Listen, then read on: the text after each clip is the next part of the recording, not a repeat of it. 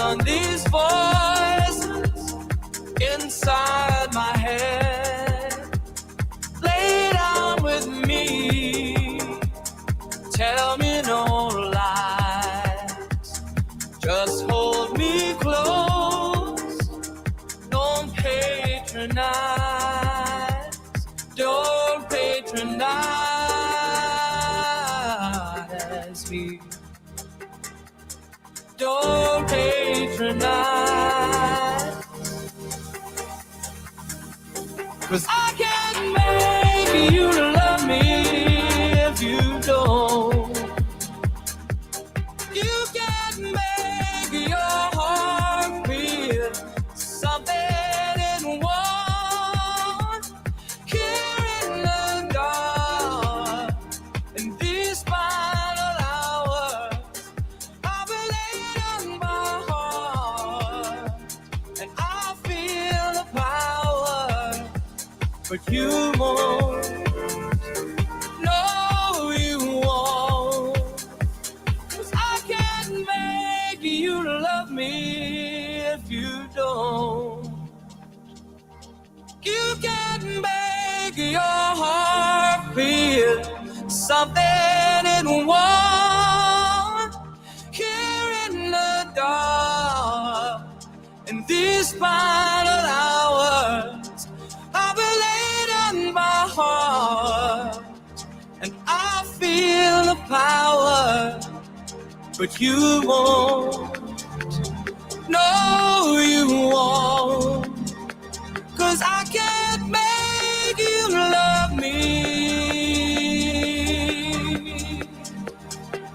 if you don't.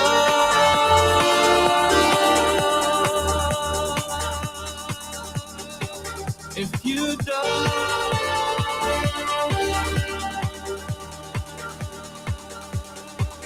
If you don't.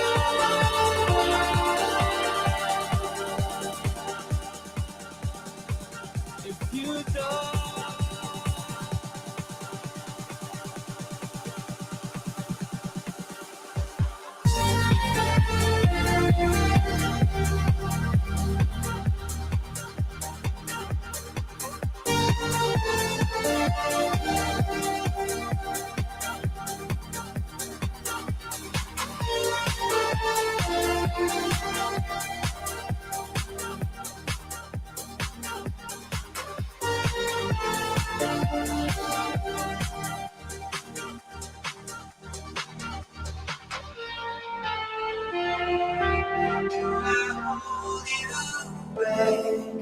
Can we see through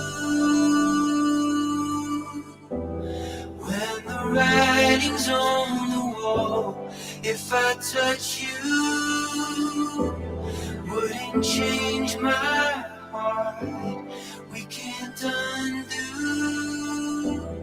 'cause the writing's on the wall. But I wonder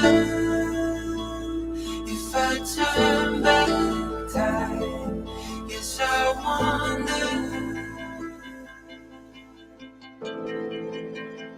if we started over, put ourselves aside. Could we learn to love again and leave this all behind? If we started over and let go of our pride, would we recognize it even between the lines? If we started over,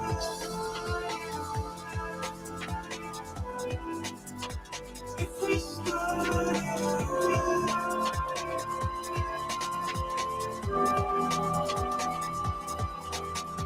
Close the curtain.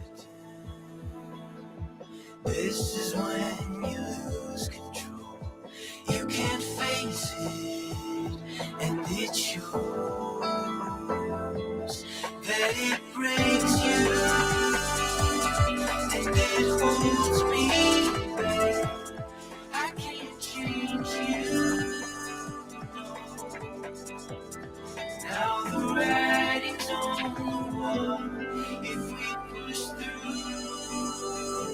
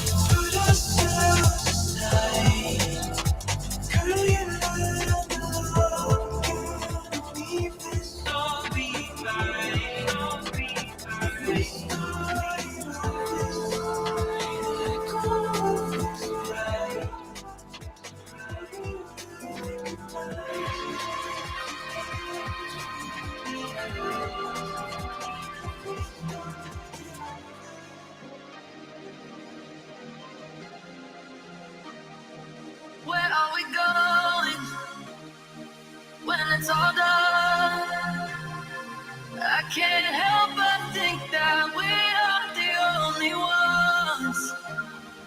Can you ignite me into the sun?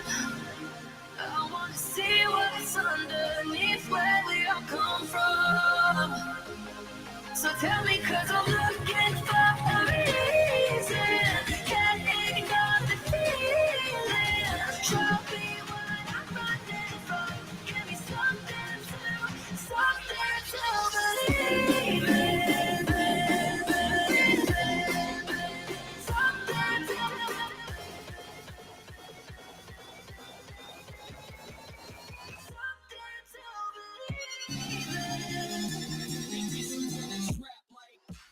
As much as I want to keep the party going, because it's just getting hard. By the way, ladies and gentlemen, if you're wondering what this song is, the last two songs are new songs by Cascade. For all the EDM heads out there, if you guys know old school EDM. And the song that's currently playing is by Alley Cat and Level Up. It's called Believe. So we'll continue with this at another point, guys. But let's get this. Let's get the show on the road. Let's do this.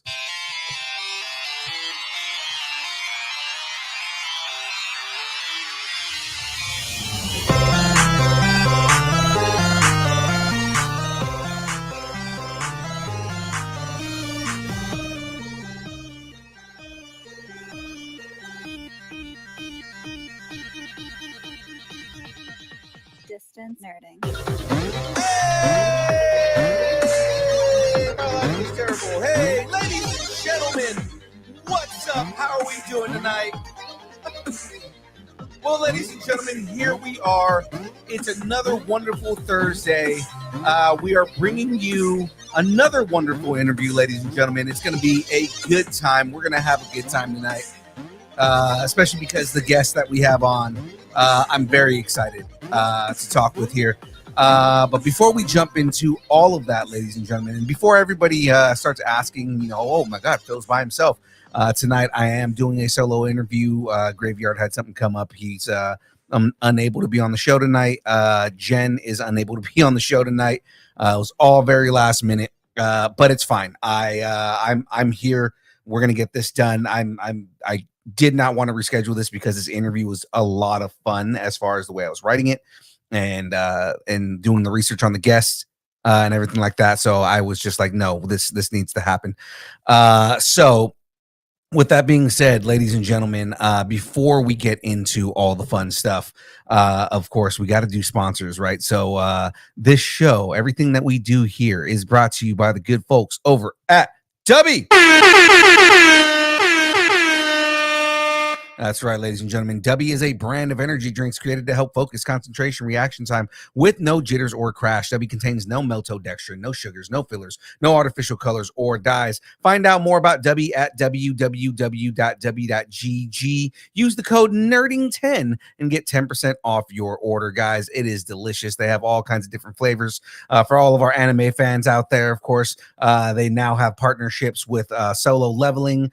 They just released a new one with Chainsaw Man, all kinds of different flavors, guys. If you want to find out more about it, Dubby is the way to go. You guys see me drinking it all the time. It is delicious and it is great. So check that out. Again, guys, head over to dubby.gg, use the code NERDING10 and get 10% off your order. Very, very worth it. So with that being said, one second here. All right. With that being said, let's jump into this, guys. So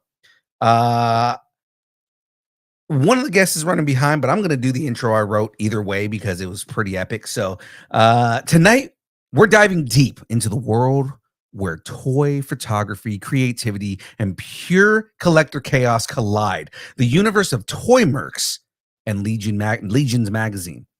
These guys aren't just building a community, they're shaping a full-blown movement with cinematic toy photography, behind-the-scenes magic, jaw-dropping magazine spreads, and live streams packed with giveaways that make collectors lose their collective minds, even more so than the giveaways we do on this show.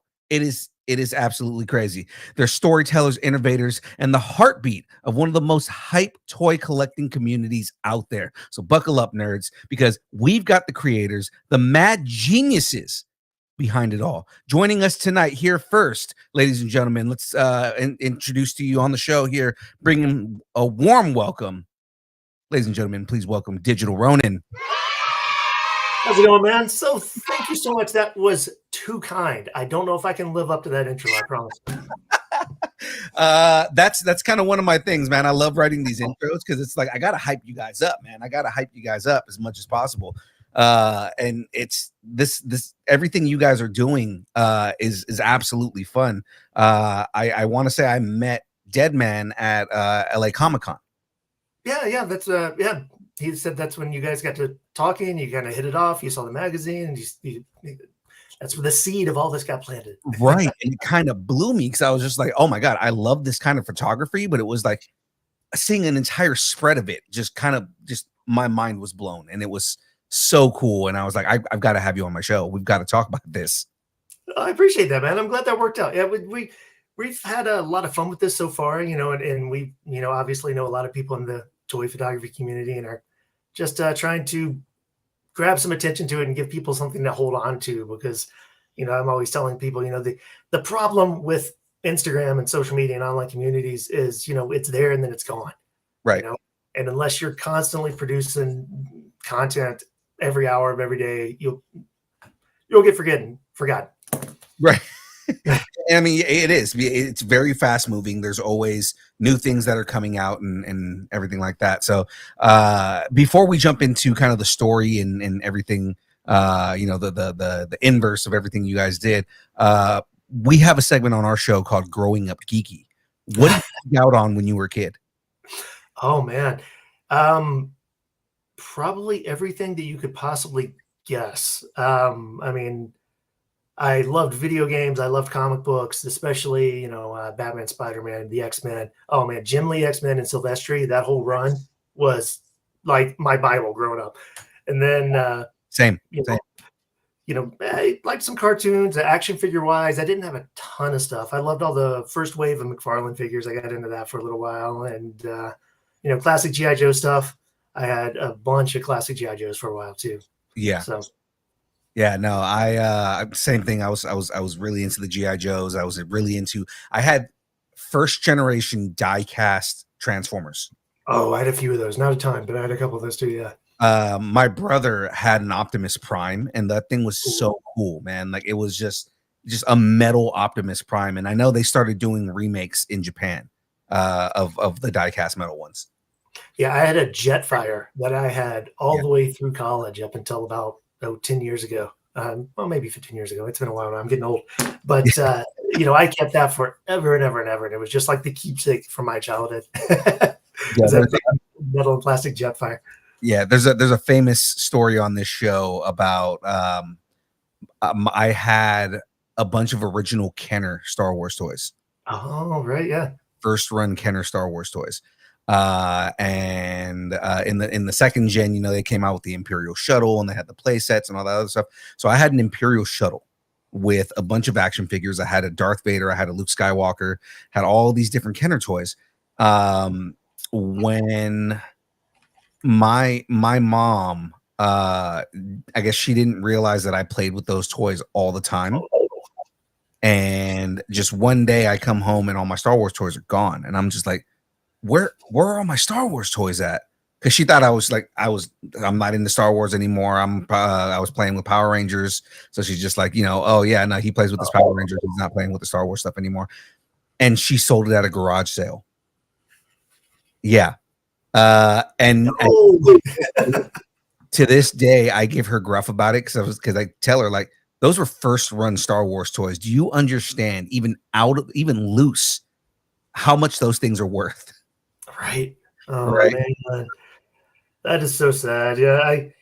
I've moved around a lot in my life, and I've lost so much stuff just in moves. I had, before this last move out of state, I had a bunch of a bunch of horror figures and like some really, really hard to find stuff, like the original Clerks, Jay and Silent Bob figures, and a bunch of collectible stuff like that, and they got lost, got in storage, then disappeared, and I have no clue what happened to them to this day. And some of my regrets are getting rid of some of that stuff, because that's your childhood, that's your passion, and whether you want to admit it or not, it kind of flows into who you became as an adult, right? Right, exactly. I also, and this is in my garage right now, but I had a McFarlane Tony Montana. My brother got it for me. My younger brother got it for me for my birthday one year. And that thing sat in my car for so long. It just my basically lived out of my car for a little bit.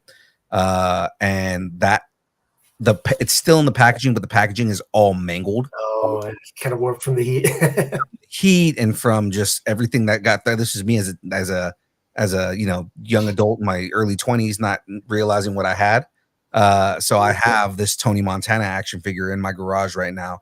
That's now in a casing because I don't want to further damage it. I really should just pull it out of the box, but I have a loose Tony Montana. But it was an early McFarlane, so it had the extra hands, it had the gun, it had all the extra little things on it. And I'm just like, I don't want to lose any of this stuff, so I don't want to necessarily take it out of the packaging, but I want to take it out of the packaging because it's so messed up. Yeah. And like just sun destroyed, and it's like, man, it's the only way to preserve the action figure is to pull the Tony out. Yeah, you could make a little diorama or displays case for it, man, and keep it all kind of hidden. Yeah. I would have to set him up and in the chair, after the big Coke thing, just have big pile of white powder and the polar bear fur or whatever it was. Yeah, it would not be hard to just put a bunch of flour in front of him and just say that's a mountain of Coke. Nobody would ask any questions at all. Absolutely not. It's a good photo opportunity, man. All right, so let's kind of jump into this. And I know you are also a kind of like a co-founder in all of this, but before we get into Legions, let's talk a little bit about ToyMercs. So I will do my best. Deadman is on his way. He's running a little late. He promised he would be here. What time is it now? Probably in about 10 or 15 minutes. So he's running a little behind, and he can explain this a lot better than I can. Okay. But ToyMercs is what we want to do and Deadman and Toy God and a couple of the other guys in the community started this. I just kind of came along for the ride recently when we started doing the magazine. But we want to do an all-inclusive community where everybody is welcomed. It doesn't matter your skill level, it doesn't matter what kind of nerd you are, it doesn't matter what your interests are, as long as you are not a dick and you have similar passions and can be supportive, we will give you a place to come hang out in the chat. We'll give you a place to post your work, and we'll share it. We're trying to take pictures and people from the community and feature them in the magazine and on our YouTube show. But just to give, regular people like us who have interests in this things, a place to go without judgment or, that inclusiveness, because I've been really lucky that most of the people I've met in this community, almost every single one of them, are just really cool, especially compared to some of the other communities on social media that can get really judgmental or cliquey or whatever. Yeah. And the toy community has been really good to me, and I wanted to be a part of that and help share it and give other people an opportunity to have a place to go. That's dope, man. I like that. I like it. And it's kind of the same thing we try to do here at Distance Nerding. Like our entire thing is creating a safe space for people's fandoms, right? Like we want you to be able to celebrate the things you enjoy without people judging you for liking the things you like. So it's like, if you're a brony, like tell me why it's cool to be a brony. If you're a furry, tell me why it's cool to be a furry. I want to advocate for your fandoms, right? And I want to make it so, if it's something that you think is cool, well, let me understand why you think it's cool so I can tell other people why it's cool. Everybody's different. The world would be very boring if everybody liked the same exact thing. So as long as, you can be enthusiastic about it without being a dick and shitting on other people's ideas, then, have fun with it. Exactly. I mean, it's D-bad, man. Don't be a dick. Exactly. That sums it up perfectly. That's what Deadman says all the time. Be creative, don't be a dick. Be a dick. Everybody will get along great if you're just not a dickhead, right? So, action figure photography, man. How did you get into action figure photography? Oh man, it's such a weird kind of story compared to a lot of these guys. So I wasn't collecting action figures at the time. but I had a lot of like video game memorabilia and so video games was my gateway drug into action figure collecting. Okay. So a lot of guys will tell you about the time of the pandemic a few years ago. I was working from home, couldn't leave the house, didn't have a lot to do. I had kind of a part-time photography gig that kind of got blown all to hell by the pandemic. So I wanted to keep in practice and have some fun. And a buddy of mine talked me into starting to take pictures of some of my collectibles and stuff. And, you get kind of bored of statues because they can't move. Right. And, that led into action figures, and that led into posting on Instagram pictures of the action figures. And, just kind of snowballed from there, to be honest. So are you a photographer by profession? Like that's what you do for a living outside of all this kind of stuff? I am technically a art director, graphic designer, marketing person. So photography has always been kind of a part of that, but it was never like my full-time job. But I've done some professional work, mostly like product shots and a couple of magazine things for like car magazines and things like that, but nothing really big, high profile or impressive or anything. No, but I mean that's still cool, man. I mean, just it's one of those things where you're doing your art as a living, and not everybody can say that, right? So I mean, it's kind of cool that you're kind of in that position, and then now you're kind of taking that hobby and making it a different thing, right? Like I'm doing the action figure photography and creating a platform for that as well, which is really cool. Yeah, definitely. It's gave me a little more confidence, I think, because I already had some training and background in it, and getting able to do what you want. The cool thing about action figures compared to people is they don't talk back, and you can make them do whatever you want to. Exactly. And I mean, I like I said, I've done a lot of research and whatnot. So, kind of trolling over your Instagram and some of the work that you've done. I mean, dude, some of the stuff that you've done is absolutely phenomenal. The Gears of War one you just posted was like, as soon as I saw that, I was like, oh my God, look at Marcus. He looks so cool in this picture, man. I appreciate it. And then I'm scrolling down, and then I run past the Space Marines in Warhammer. I'm like, oh wow, he's got some really good ones here. Oh, thanks, man. Yeah, I like I said, the video games was my gateway drug to this, so I kind of have a lot of video game figures, but I've got some Marvel and Mezco and Star Wars stuff too. But I have my brain kind of thinks in movie posters, so I'm not really good at like the action shots that some of the other guys are. But I really like the high contrast, dramatic kind of poster style, I guess you would say. Yeah, I like that stuff too, because the thing is that this is what I appreciate about this type of photography and the kind of work that you do is you can get these action figures, you can pose them in a way where they don't look like toys. And then, I was going to get into this later, but you get into the lighting, you get into the post-production and the editing. And I mean, you in particular have a very cinematic feel to the way that you do your photography. And it really does look like a movie poster. It really does look like a screen grab from a movie. And it looks so cool, man. Like I love the idea of a picture of an action figure blurring the lines and almost feeling like it's something live action. I appreciate that, man, because that's kind of my whole thought process behind it. Some people, and not everybody appreciates it, to be honest with you, because some people like, it's a toy. I want it to look like a toy. And it's more impressive to them if it's a really cool picture of a toy that you can tell is a toy. But I want to kind of blur that line as much as I can and make it believable. Even if it doesn't look real, I don't want it to look like a toy. I want it to you have to look twice and go, okay, how did he do that? Is this, animation or CGI or, real life cosplay or whatever. Some figures it's easier to do that with than others, but yeah. Oh man, the Daredevil layering that you did, that one actually looks like it could be a poster for the show. The one with like Kingpin and Daredevil in the black costume. Oh yeah. That one literally looks like it could be from the show. The funny story behind that one is I was trying to recreate a comic book cover, and I got the lighting and the angles wrong, and I got so pissed off at myself that I couldn't do that, and just ended up doing that instead. And I'm like, okay, I like this better, but it did not turn out as planned. Yeah, but it still looks good, man. It still looks really good. So, kudos to you. I appreciate that, man. I just try to have fun with it, and most of the time, I don't get the time to shoot as much as I'd like to. So, when I do, it's sometimes I don't have a plan. Sometimes I've got a picture in my head, and sometimes I don't have a plan, and I just try to have fun with it and see what happens. Right. Well, ladies and gentlemen, just stepped into the backstage here. I'm going to reintroduce him here. But ladies and gentlemen, the co-creator of Legions magazine as well as ToyMercs, please welcome to the show. It's Deadman. Can't hear you At all? I can't hear anything. Uh-oh. I can hear you.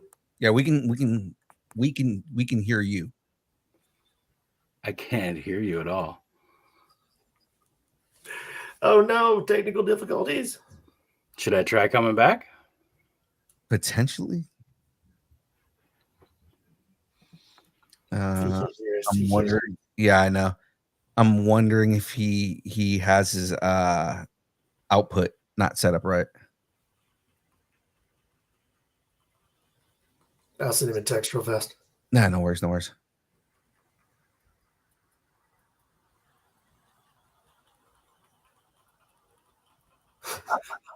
Did I tell you that we have a show and it's cursed, and we have stuff like this happen to us all the time?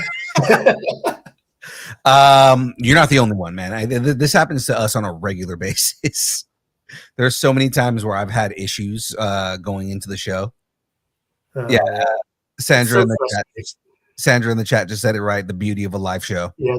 Exactly. I mean, we haven't had anything like completely catastrophic happen, but we've had things where it didn't start on the right stream. It started a separate stream. We've had audio not work. We've had people glitching out. We've had missing segments of shows. This stuff happens all the time. Look, that man's back. Yeah, and I can hear you. Yay! Oh, wait a minute.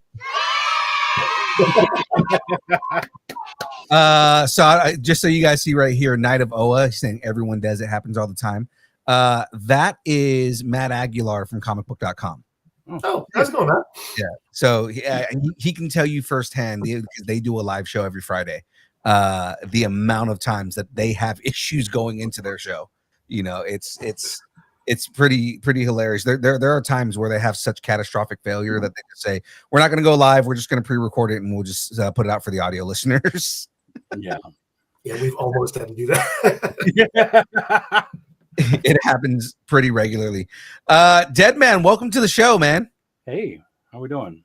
We're good. You missed my intro when I was introducing you guys here. I'm sorry. I'm so sorry. I had a dentist appointment. I couldn't not go. I get you, man. No worries. It was impressive. He made us sound like actual professionals or something. Well, that's because we kind of are a little bit. Yeah. Just even a little bit. So I'm actually going to go back to the intro question here, just because it kind of gets makes it so the audience gets to know you a little bit here. But we have a segment on our show called Growing Up Geeky. What did you geek out on when you were a kid? Oh man, you name it, man. I was huge into cartoons. Saturday morning was my jam, and being 50 years old, I was, by the time Saturday morning was over for everybody else, like I was pretty much over it at that point too. So, but like, man, G.I. Joe, Thundercats, like those were the craziest things. And I got into horror real early in life too. My first horror movie was Children of the Corn I think I was 9 or 10. Oh wow. We just rewatched Children of the Corn for my wife, because my wife has slowly been getting into more and more horror lately. And you watched the original one, right? We watched the original one. So nice.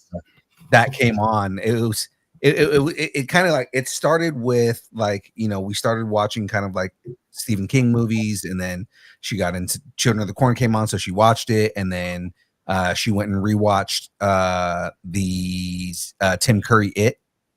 Nice. And then the 2018 It came on, and I was like, well, do you want to go watch It Chapter 2? Because I actually haven't seen it.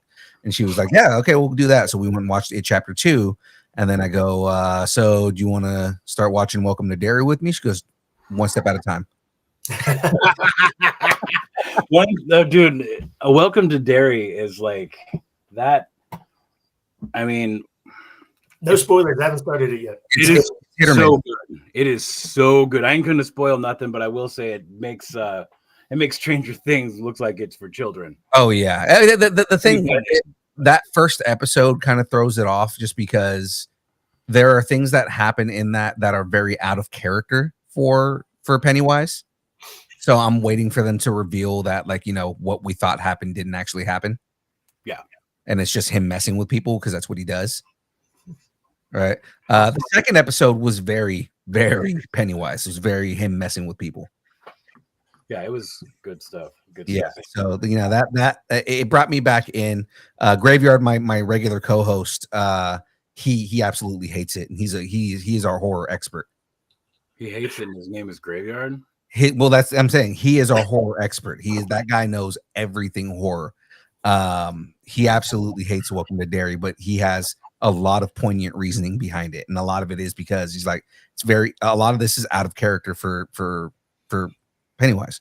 It's like these are things that Pennywise wouldn't do, because the whole point is to scare people so he can eat them. Yeah. Right. So that some of the stuff that happens in that first episode, he was like, that's out of character for Pennywise. You know, and like I said, kind of. Yeah. It's kind of. I mean, who knows? Maybe that's not even Pennywise. Right. And that's the thing, is that's kind of where I was going, is like, hey, it could be not Pennywise, or it could be that all of this is a hallucination, which would make sense for Pennywise because that's what he does. Or Pennywise because that would have been like we can't go into too much. You guys are killing me. It'll be spoilers if we go much further. We'll talk about this at a later date, right? But I mean, overall, the thing that I do like, and again, this is not much of a spoiler, but they're doing what Castle Rock tried to do, but better, because they are very much integrating the entire universe. Cool. Right? So you have a lot of references to other Stephen King properties that make sense in this, and characters that are being reintroduced at earlier stages of their lives. So it's kind of like, yeah, my wife is a huge Stephen King fan. She's been pointing that out. She's like, oh, this guy was in this book. This guy was in that book. Yeah. Oh, cool. Yeah. I'm hoping eventually we get back to, you know, the Gunslinger and the Man in Black, but like done correctly. Mm-hmm. Yeah. Right. You know, like, you know, if they did the Dark Tower, but like they did the Dark Tower the way it's supposed to be done, I'd be very happy with if that's the route that they're going. Mm-hmm. But anyways, let's jump back into this. So the question that I was trying to lead off with here, and we were waiting for you to get here. So before we get into the magazine, let's talk a little bit about ToyMercs. So how did ToyMercs come about? Like, how did you guys create this? There was when I first joined Instagram, after a short time, after finding my niche of people and all that stuff, all these other people start coming around, and saw a lot of gatekeeping with a lot of the toy groups, you know. Yeah. And I was like, why does it even have to be a group? You know, because if it's a group, then you're just going to push each other. You're not going to push the community as a whole. Right. So I was like, I'm going to do ToyMercs, and everybody's ToyMercs. If you're into toys, you're ToyMercs. So I did that, and man, there's a lot of ups and downs. I try and write a little bit about it in the intro for the magazines. I didn't do it for this third issue because this third issue is all about Halloween and horror and stuff like that. So that's a little more exciting. But yeah, it was just a reaction to gatekeeping. Yeah. And I was mentioning to Ronan earlier, like that's something that we try to do here at Distance Nerding, is we are very. Do you guys try and gatekeep? That's not cool. No. We are. I hate gatekeeping. I feel like gatekeeping is, you cannot grow fandoms and you cannot grow communities with gatekeeping. Like, you can't sit there and say you're not a real fan because you didn't see Star Wars when it came out in 1977. Well, yeah. A lot of these kids weren't born in 1977. So, I know what you're saying. Yeah, like, you know, like, how do you? Okay, an example. Early on in our show's kind of, you know, run, we had a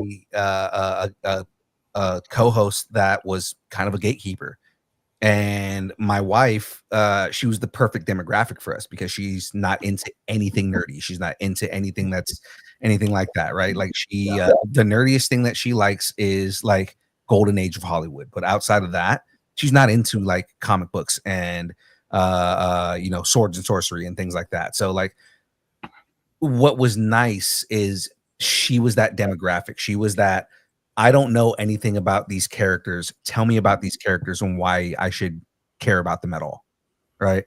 And, it was fun. I was getting to explain DC characters like I was explaining them to a child, and it was kind of cool.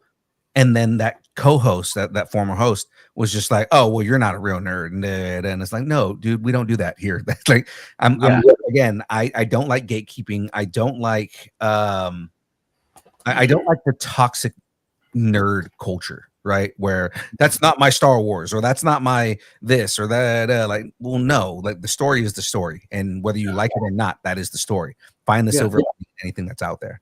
Yeah, I hear exactly what you're saying, and there's a lot of toxicity in the community, and it comes in waves, and at least when I notice it, it comes in waves, and it's usually from the same type of people that are doing the same type of things, and it's just like, just stop, You get people out there getting shamed because they get shamed so hard because they like DC multiverse from McFarlane, that when somebody asks me, or if they ask me how I feel about those figures, they get butthurt, like super upset when I'm like, oh, I don't like McFarlane toys. I don't like his action figures, because other people have prodded and poked them so hard because they're not nerd enough to like real action figures or whatever, and that's just stupid shit, right? I'm sorry. I cuss like a sailor. I don't know if you know that. Yeah, that's fine. You can cuss here.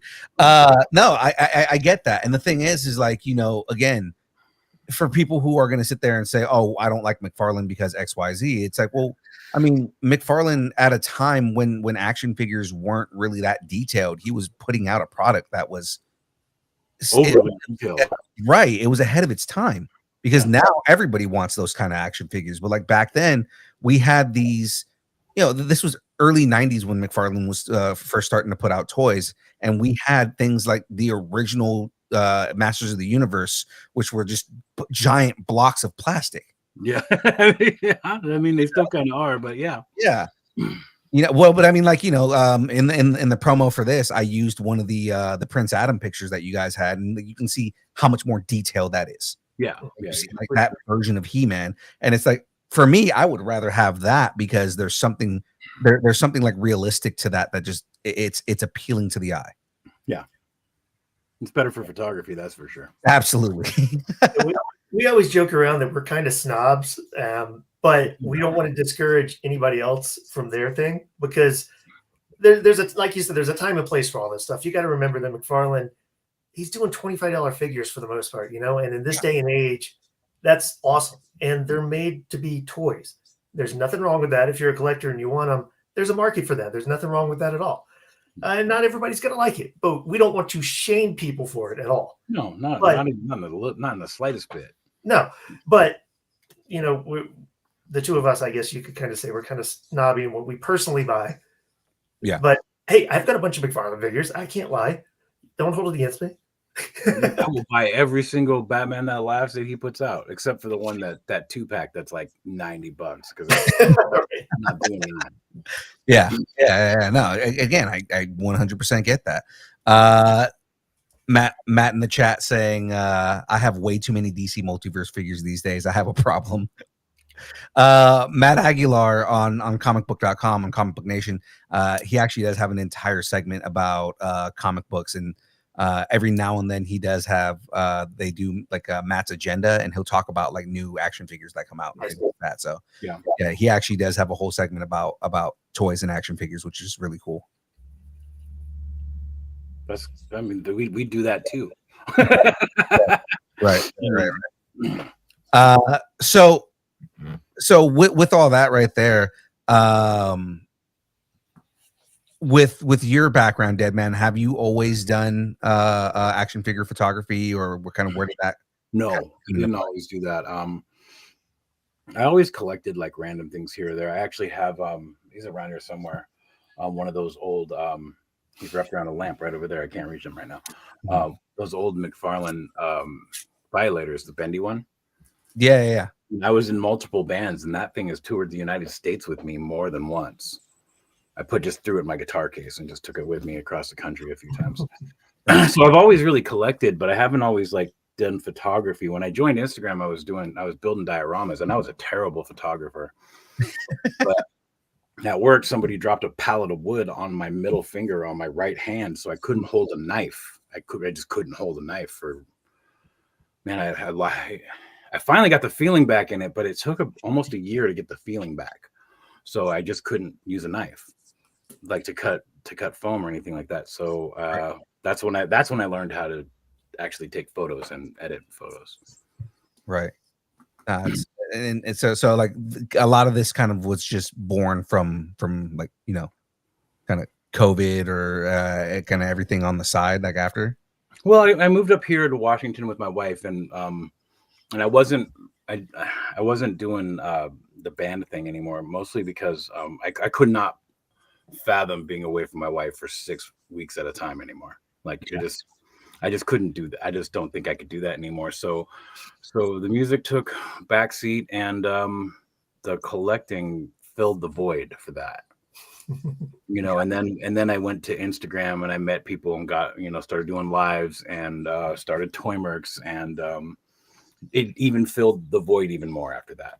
But it's a lot more work than being in a band, believe it or not. Yeah, I mean, because it's more of a found family thing, especially when you start getting into these communities. You know, like it's the way that I've always heard it is it's the family you choose. You know. Yeah. Yeah. Matt Aguilar in the chat asking, how do you guys feel about the Kyoto Rebel Tech figures? Oh, right there. He's got one right there. There you go, Matt. Hold on, I'm gonna put you on the. So if you haven't, so I've customized this one a little bit, put some soft goods on him and a custom head sculpt. Because you never mind. Yeah, because I can't help myself. But you know, that was before the Mezco came out, which I just got as well. But the Revoltech stuff, I think, in some ways, is really, really cool because the posability on those figures are just insane. I've only had like 3 or 4 of them now, and 2 of them I've accidentally broken, to be honest with you. But you know, they're really good for that sort of thing. So if you like recreating the action scenes and you like that stylized look, because they all kind of have their own stylized look, they're really cool. They're really amazing, and especially if you're buying, you know, bootlegs or, you know, getting stuff off of AliExpress and you don't care about them being perfect because you're just going to play with them. I think they're great figures.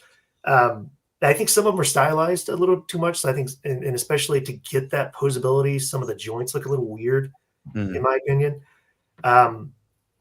So if you can live with that, they're awesome. I mean, I like them a lot better than some of the other import figures I've gotten just because of what you can do with them.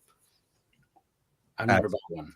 You've never gotten one, okay? I really did want that Harley Quinn they put out a little while back. I wanted like the more gothy one. They had like the one with like the blue and blonde hair, and then the one that had like the black hair with like I think it was yellow tips or whatever. And I wanted that one, and I just for some reason never bought it. And it's still available, and I still for some reason just never bought it.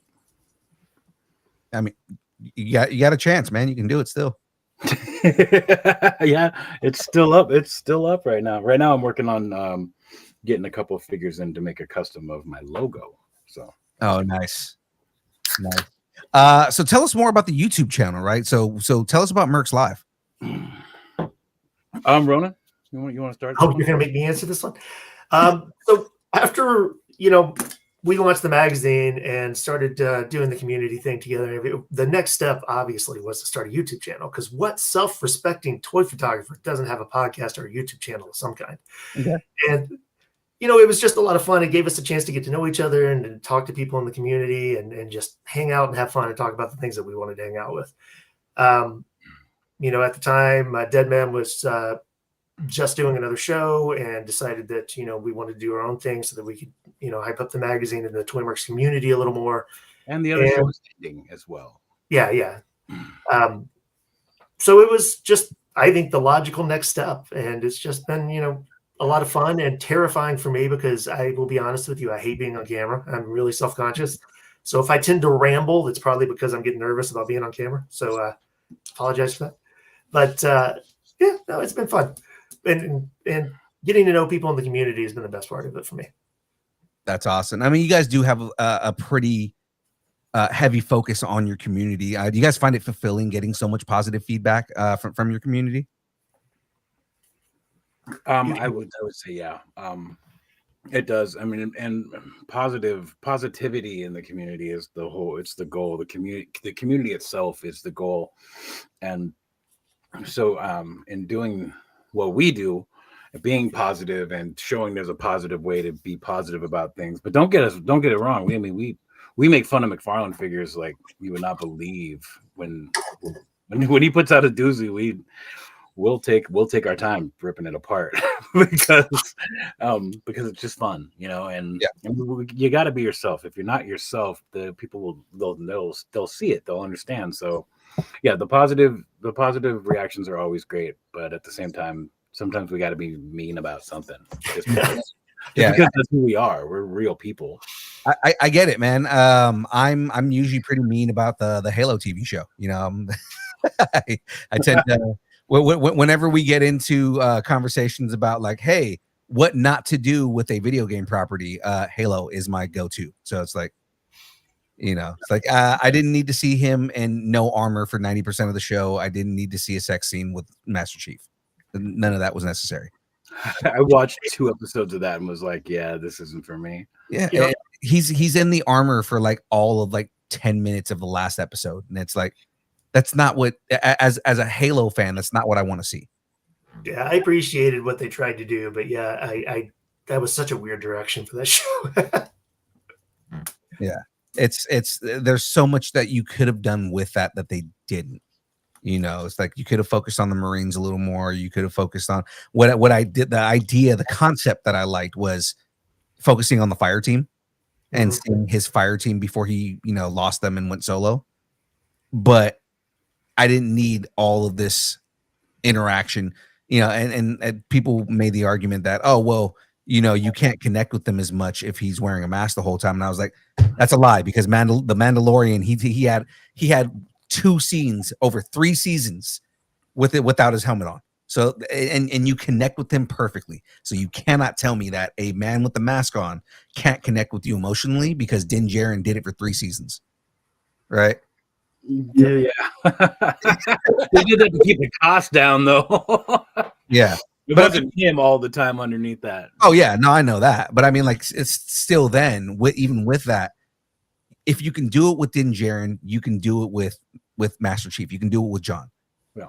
Right. I agree. It could have been done. Could have easily been done. But again, I'm not going to harp on that. I already have. So you guys, I mean, we'll see what happens when that Warhammer show gets made, if it ever does. Because Ronan and I are pretty big into Warhammer, and we do trust in Henry Cavill, but if he gives in too much just to get the show made, we're gonna let everybody know how dumb it is. Yeah, well, I mean, he's the reason he left Witcher is because he felt like they were moving in a direction that wasn't what Geralt would have done, right? And he's just like, I don't like where we're going with this. And he famously said that a lot of times they couldn't get through production because he kept on saying, well, Geralt wouldn't do that. Because he's a huge nerd. He's a big nerd, right? Again, one of the most famous stories he had is he almost lost Superman because he was playing fucking World of Warcraft. Right? He almost missed his audition because he was doing a raid. Yeah. Right. And it's like, that's the kind of nerd I want to play Superman. That's the kind of nerd that I want to play Geralt of Rivia, right? It's the same thing. Like, if you look at the way David Cornsweet carries himself and you listen to him in interviews, that dude's a massive nerd, man. I want to have a conversation with that guy, because like, he's one of those guys. He's famously a big Star Wars nerd.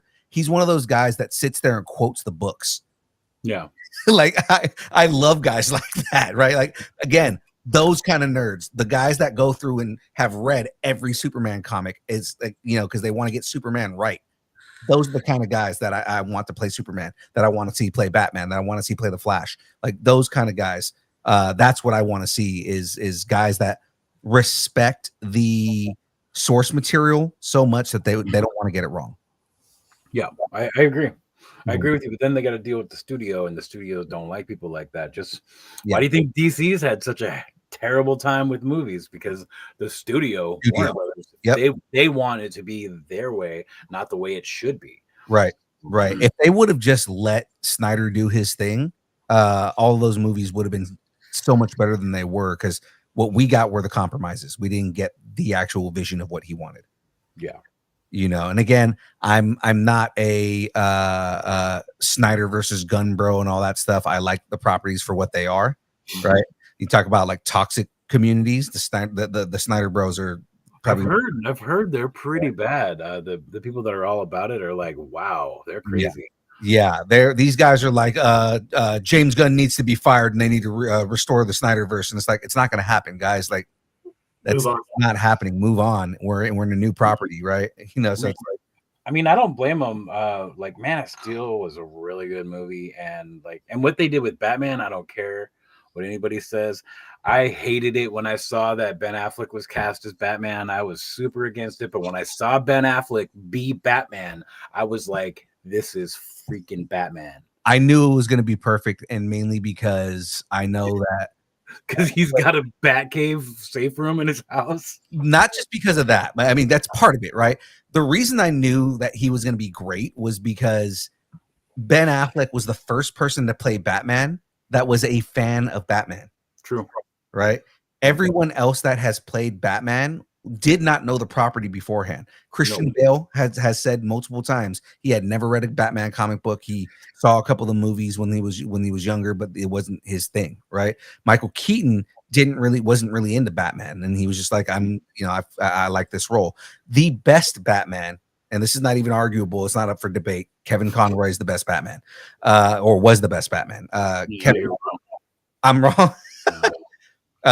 Kevin Conroy was a good Batman for the voice and all that. You're absolutely right. Kevin Conroy, the way that he looked at it, because he was a Shakespearean actor, so the way that he looked at it, and this was probably one of my things that I felt was like very in the vein, was he changed his voice for Bruce Wayne. Yep. He pitched himself up for Bruce Wayne because Bruce Wayne was the mask. Batman was who he was. Yep. So he used his regular voice for Batman, and he pitched up for Bruce Wayne. Right? It's better than going like this for Batman. I hated Bale as Batman. Yeah, I think he did Bruce Wayne better than he did Batman for sure. What's that? I said, yeah, hot take, but Bale was the most overrated Batman ever. Yeah, I totally agree. Bale had the best armor. George Clooney was a better Batman than Chris. George Clooney was Batman wasn't the greatest. His Bruce Wayne was really good. His Bruce Wayne was great. And if listen, Dick, had he had a chance to play Batman outside of Schumacher, I think that he would have been great. I think he would have been a perfectly cast Batman.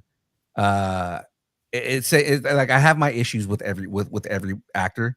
The only live action actor that I don't have a problem with, because even Adam West, I have my issues with him because, again, different version. They did not base it on the comics, and then they ended up basing the comics off of his version of Batman for like the longest time. Yeah. Thank you, Denny O'Neil. But Val, I see in the chat, Val Kilmer was also great. Val Kilmer was Batman on heroin. He was. So if you want like a heroin-esque Batman, yeah, Val Kilmer was great. Wasn't Val Kilmer also the introduction of the Bat Nipples, or was that Clooney? No, that was Clooney. Clooney was the Bat Nipples. Okay. But the best on-screen portrayal of both Bruce Wayne and Batman is Ben Affleck. Batfleck is the Batman. I 100% agree with you on that. Yeah, definitely older Bruce Wayne because you could see the mask of Bruce Wayne kind of crumbling in him, and he kind of just is Batman all the time almost. Right, he's very much Dark Knight Returns Batman. Yeah. And I mean, they based it on that, even to the point where the fight that him and Superman have, because we have no Green Arrow, there's no way to hit him with the Kryptonite arrow. So I like the idea of him having a grenade delivery system with kryptonite gas in it, and it's like that's basically you're doing the same thing, just because we don't have Green Arrow, you're giving that thing to Batman. Yeah. Right. And I thought it was amazing. I mean, that armor was perfect. The armor that he was wearing is exactly it's a more practical version of the one that's in the comics. Yeah, I mean, it was just cheesy enough to remind us of the comic, but way more real world, I guess. Yeah, it was good. And yeah, you're absolutely right about Batfleck. He's the way he moved, the way he fought, again, the only thing when he gave that one dude the rock bottom, like right through that crate, dude, I was just when I watched that, I was like, that guy's never gonna walk again. The introduction in BVS when he's crawling around the ceiling in the warehouse, and then just hops down and starts beating the crap out of everybody, and it's like, no, that is the brutality that Batman needs to have. This is a older Bruce Wayne that is tired of everybody's bullshit and beating the shit out of everybody, right? Yeah, and the thing that people don't seem to remember is Batman is not going to kill you, but he will paralyze you for the rest of your life. Oh yeah. He'll give you he'll give you brain damage enough to where you think you're a 5-year-old child for the rest of your life. Right. But he won't kill you. Right. He'll make you wish you were dead sometimes. But yeah, and that's the thing is that's I both have likes and issues with Pattinson, because it's like Robert Pattinson's Batman. He's young, he's brash, he's extremely brutal, super gothy though. Like it's perfect for the time. He's like such a little whiner. Like all he's doing the whole time is it's not even brooding. It's like he's still crying over his parents, which for the time I think is good. Yeah, he's a 30-year-old Bruce Wayne that's still trying to figure out who he is and what he stands for. The only thing I hate about that version of Batman is he stomps everywhere. Batman is a ninja. He should not be stomping boots everywhere he goes. Yeah, I agree. Yeah, Batman is literally a ninja. Like, there's no reason that he should be making that much noise. Hey, what's up, Tone? I'm just looking at the chat. Yeah. I'm gonna throw him up right here.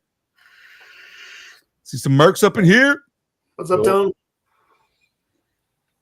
But yeah, no, I will go off on nerd tangent all day, man. I'm down. That's what I do. I know, right? So before we get into it is a crap, baby. Huh? Oh, I'm just still at the chat again. I'm sorry.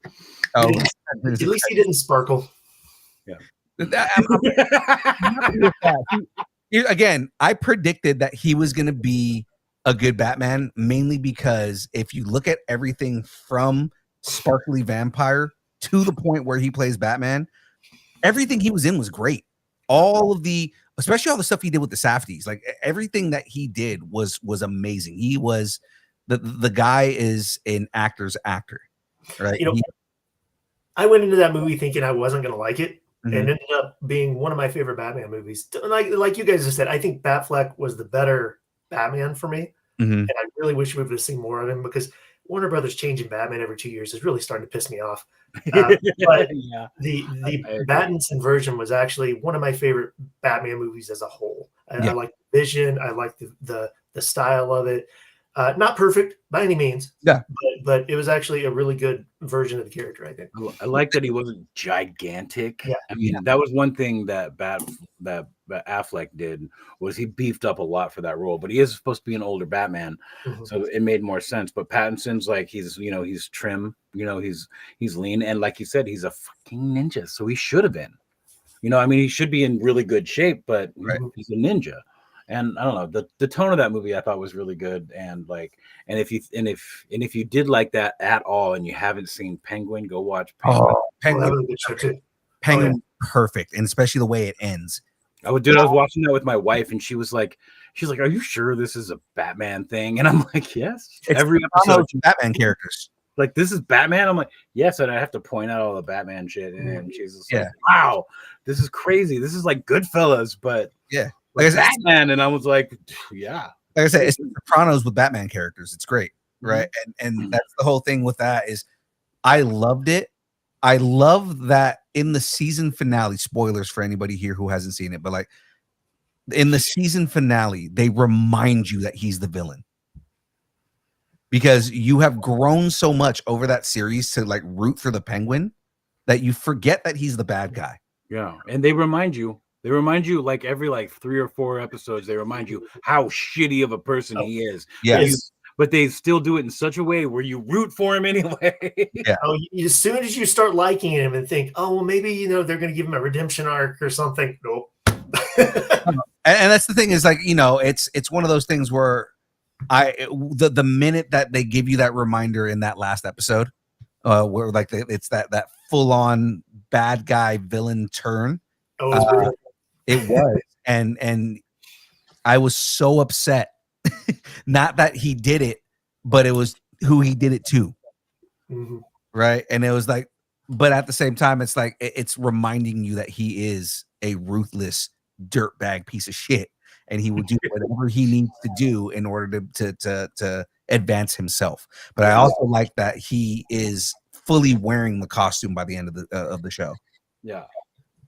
And spoiler alert, he killed his siblings. Oh yeah. Yeah. Not even on accident. Yeah. Whoa. I was like, holy shit.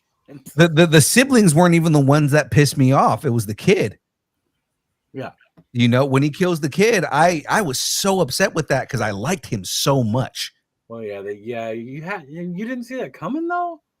I think I was almost hoping that they made sure to show how ruthless of a being he was. Yeah, like to go back and have him like literally ice his fucking brothers. Yeah. But it was one of those things that you knew it was going to happen. I mean, if you paid attention at all, you knew it was going to happen. But, in the back of your mind, you're like, well, maybe he's going to keep him around. He's shown his loyalty. He's being shown that he's got something. So I knew it from the beginning. It was like, oh, he's going to kill this kid now. Oh, he's going to kill this kid now. Oh, this kid's going to die. Because there's one thing about the Penguin is that he does not have a right-hand man. Right. And that's kind of what I was hoping. I was hoping that that's what was going to happen. Is like they're like, okay, they're going to build and give him a right hand man, kind of almost like how Bruce Timm gave the Joker Harley Quinn. Right? It's like, okay, let's create a new character within the lore, and he's just like a henchman that gets things done for the Joker or for the Penguin. Right? Penguin's a mob guy, so you would think that he has somebody that he dictates things to, and in the end, he ends up killing the kid, and it's like, God, man, like, especially with all of the changes and the things that he went through and all like the bad things that he ended up doing in order to impress Cobblepot. Mm-hmm. Sorry, Cobb. They changed his name. He was Cobb. Yeah. Which actually I do like the update on that. It made sense. Yeah. They almost did like an absolute Batman thing with him where he's no longer a rich socialite that was an outcast of his own family. They ended up making him, another poor guy that came up from the gutter, and it makes him more relatable. I agreed. Mm-hmm. Very good. Yeah. The show was really good, man. So again, before we jump into Legions, because I will go off on tangents all night. You got so within your community, you guys do a lot of giveaways. So what are the milestones that go into choosing what prizes to give away and when? Well, for a while, the milestones were always 1,000, but the page is growing so quickly that that's just not feasible. Mm-hmm. And what choosing the prizes to give away, we let the community get involved in the giveaways, and we let the community give things away. I mean, I always have something. Ronan always has something to throw out in the giveaway. But we basically just put up a post on Instagram, and people hit me up, and I started a chat room, and everybody puts in, and it's just, it's a whole community thing. It's all about community. So why not let them be part of it? Because if it wasn't for them, it wouldn't be a thing. Right. I've tried that before. Like we tend to give Lego away at a lot of our milestone stuff. Yeah. We just did like this big, massive Lego giveaway. But we tried that a while back where we asked the community, hey, what if I were to buy a Lego kit to give away, what would you guys like? What do you guys want? And I remember we had a couple people who said at the time they had the Star Wars action figures, the Lego action figures that came out for a while. Yeah. And I got a couple of those. I got the Boba Fett one. I got the Darth Vader one, and I gave those out. Nice. Yeah. So, I like it when the community gets involved and they're just like, yeah, no, you should do this or something like that. Oh no. That's not what we do. We don't ask them what they want. We ask them to donate prizes. They are donating prizes. So the community is giving back whenever ToyMercs has a giveaway. Oh man, that's dope. Yeah. Yeah, that's, I mean, it was, I just wanted to do a giveaway and I only had like one thing and I wanted it to be a big thing. So I just asked the community one time, hey, you guys want to give stuff away on a ToyMercs giveaway? And huge response. It always is. This last one wasn't as big as the one before. The one before was insane. We only have an hour and a half to do our show, and we had so many prizes, and they were and none of them were like garbage. None of them. Yeah. We had so many prizes that we ended up going almost 2 hours. Yeah, we do that a lot at Comic Cons. So what we'll do is a lot of the vendors will donate to us, you know, so we'll get like a lot of Funko Pops and toys. There's one particular toy vendor, Time Warp Toys, out of Carson City. And they, oh my God, the stuff he gives us, I almost feel bad that he gives us. He gave us a graded Charizard holographic card to give away. Nice. That's cool though. I Yeah. mean, it's not my thing. I wouldn't even know what to do with that. I mean, I'd be like, I would give it to somebody to sell. I'd be like, you want to sell this and give me half of the money? We do trivia, right? So a lot of times I do individual trivia. So we'll get a bunch of prizes. And basically the idea is I've got a bunch of different categories. You choose the category, but I choose the question. And if you get the question right, because I like asking hard questions. I don't like asking easy questions, right? But if you get a question right, you get to go up to the stage and pick whatever prize you want off the table. Oh, nice. Right. When we get big prizes, so usually like, you know, if I get sometimes I got a vendor that will give me lightsabers. You know, we'll have we have that vendor that gave us the Pokemon card. He gave us a limited edition numbered Dark Knight action figure one time. Wow. Nice. Yeah. And it was like a blind box. So like, you know, you don't see the actual toy or anything like that. It's just like an image from the Dark Knight, and it was like numbered. Nice. Right. I only made like 50 of them. And I'm That's just cool. like he gives me these toys, and I'm like, dude, you're giving me way too much, man. He's like, no, because you know, I believe in what you do, and you know, I want to contribute to this. So, you know, he always gives me like super good prizes, man. It's awesome. That's so cool, though, man. I mean, the people that. Sorry, good. Yeah. What were you saying, Ronan? Oh, I thought you were going to start. I thought you were starting to talk. No, I was just saying that was really cool. Like that's cool shit, and I didn't mean to interrupt you at all. No, I was just saying that I think that especially when the ToyMercs community donates prizes and even vendors like that, you know, when they get involved like that, it really strengthens those relationships of, you know, like making you feel like you've got friends here instead of just, you know, random weirdos you met online. Yeah. No, I get that. I never even thought of it that way. I mean, to me, it's just ToyMercs. I mean, I say it all the time. You are ToyMercs. We are all ToyMercs. You are ToyMercs. It's Yeah. kind of a catchphrase, but I mean it. You know, so like when it comes to the giveaways, it's like, hey, any Mercs want to hop in on this, and it works out. That's dope, man. So kind of moving into the next direction. Let's start talking Legions here. Okay, let's talk about the magazine. I know an hour in, and we're finally just now getting into Legions, right?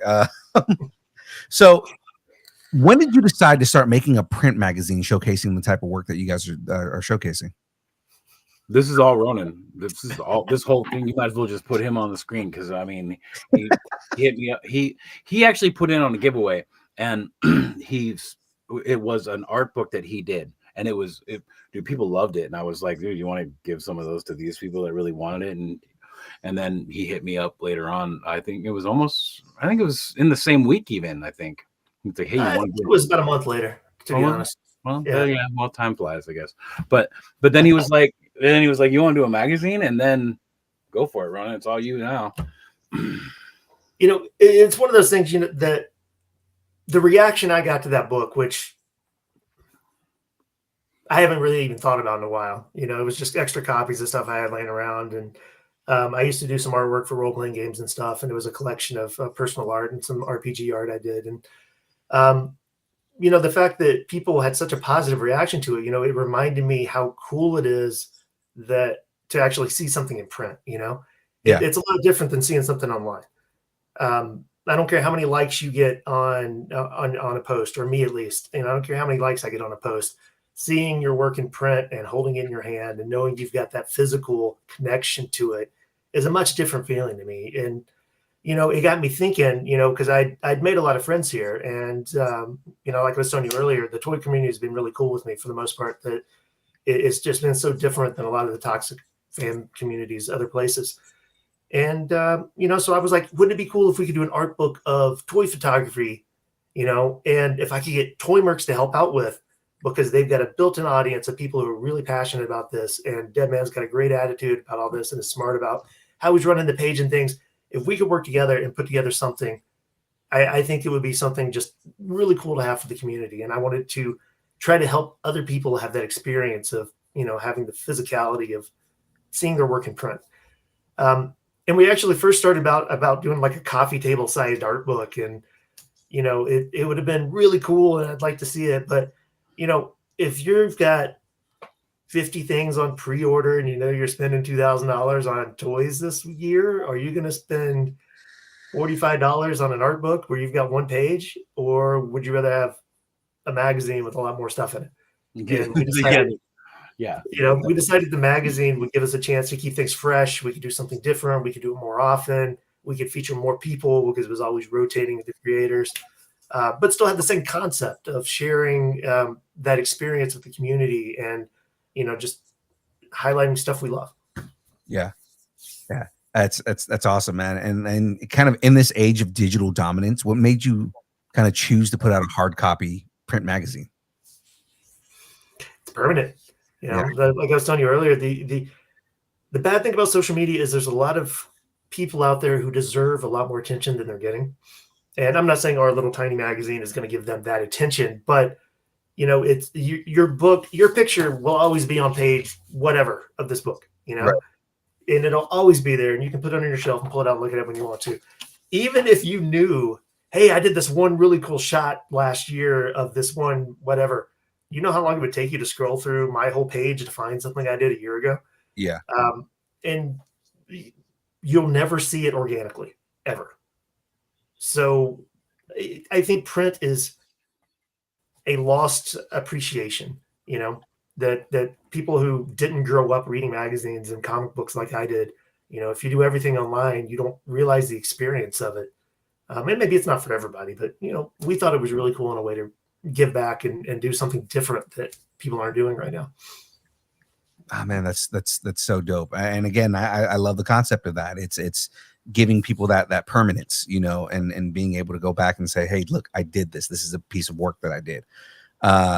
So with all that being said, because I mean, you guys are picking from the community and everything, how do you go about picking the artists and the creators that you feature in the magazine? You know, we get asked this all the time, and we don't have a great answer for this. We don't really. But, you know, for the most part, it is kind of invite only for the moment. You know, we'll find people that we respect, or I hate to say it, people we're friends with, or people that are just really active in the community that we think are just really positive in the community. Of course, like you have Carlos, the badass reviews in the comments right now. Carlos is such a positive person and such a great voice in the community that we wanted him in the book really bad. So he was like the perfect person to have in the first issue. And, you know, voices like that and people like that and creators that, you know, have a presence but don't feed their ego with it are things that we appreciate. Yeah. And, you know, we try to spread the love around as much as we can. And we want to make this a community effort. You know, we want to highlight as many people from the community as we can, but we also want to make it a book that is impressive enough people want to buy. Yeah. And the problem with having a submission, and the problem with having like a submission process and that sort of thing is somebody's always going to get their feelings hurt. Yeah. And this way we can kind of do quality control and, have the variety that we want without hurting anybody's feelings or expectations or any of that. Yeah, there you go. But this makes things better. I can wear the mask again, like I wore for Halloween. You know what's really funny about that is when he first started talking about the magazine, we were going back and forth a little bit, messaging on Instagram, and finally we had a face-to-face talk. And the first thing I said was, "Whoa, you're a ginger." It was one of the first things he said to me when we talked in person. And I'm like, "What did he just say? What the hell? I don't know this guy. What the fuck?" And well, my brother's a ginger, so is my son. So it's like it's not. You guys are rare. That's all. It's really odd when people are born without souls. Yeah, no. Well, they're born without souls, so they can steal everybody else's souls. Remember, for every freckle they have is another soul they've stolen. I remember that one. That was funny. That was good.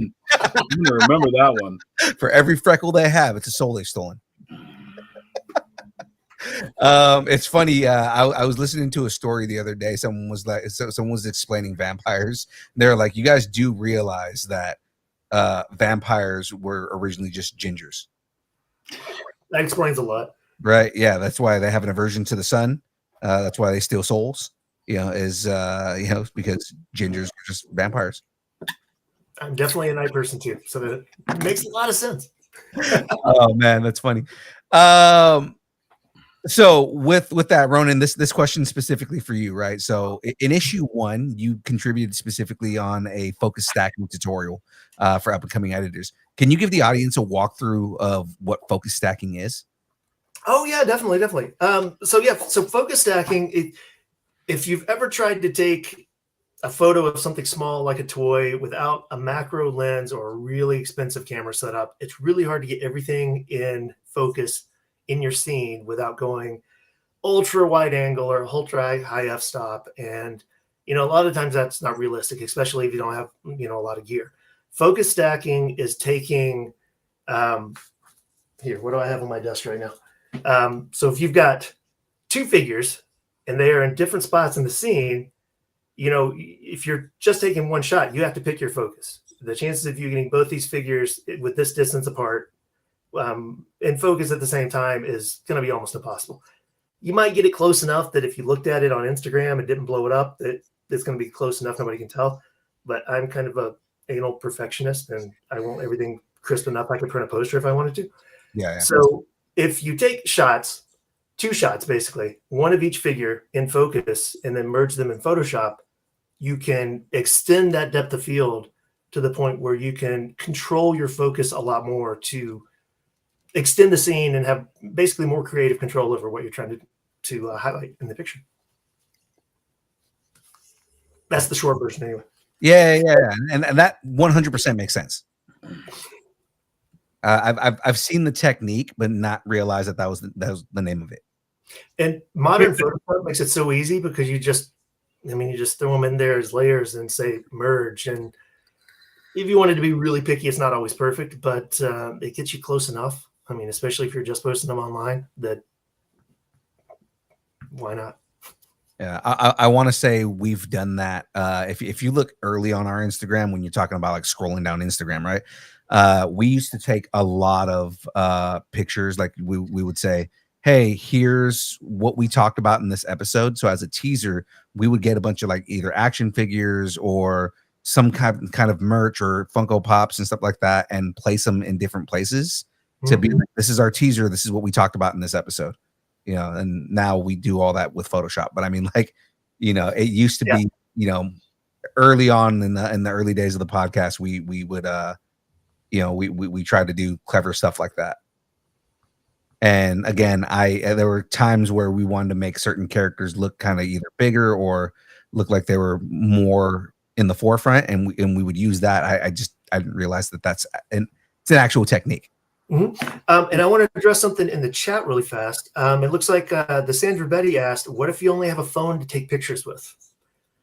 As long as you have a modern smartphone and you don't mind getting an app, you can get apps that let you control the focus points and the aperture and things like the Lightroom app is a good one. It used to be free for that. I don't know if it still is. So No, don't it's not quote me on free that. anymore. But it's But really cheap for just the mobile version. yeah, and you can actually have most of the manual camera controls on your phone. Now they work a little different. It's not quite the same thing, but for the technique, you can do the same thing. You just need a tripod so your phone stays stable so that your background's not moving around when you're taking multiple shots. That's the most important thing, is the camera can't move. But if you can lock your phone down somehow and use an app like that, you can, adjust all the settings like your f-stop, even if it's virtually, and set your focal points and then merge them in Photoshop the same way. You can do light exposures on the iPhone. My wife does it all the time so she can get pictures of stars. Yeah. And like modern phones now, like the one I have, like I could take photos with my phone. They're not going to come out as good as my as with my camera, but there's a manual setting now. You can just set it straight to manual. You can control almost all of that stuff. Mm-hmm. It's a lot of fun. I got into it right before I got a camera, and camera's a completely different beast, though. Yeah. Matt Aguilar in the chat saying the thing I struggle with the most when I take toy photos is lighting. I never seem to get it right. I'll tell you how to do that. I'll tell you how to figure this out right now. Start taking, instead of setting up huge scenes, literally just take portraits.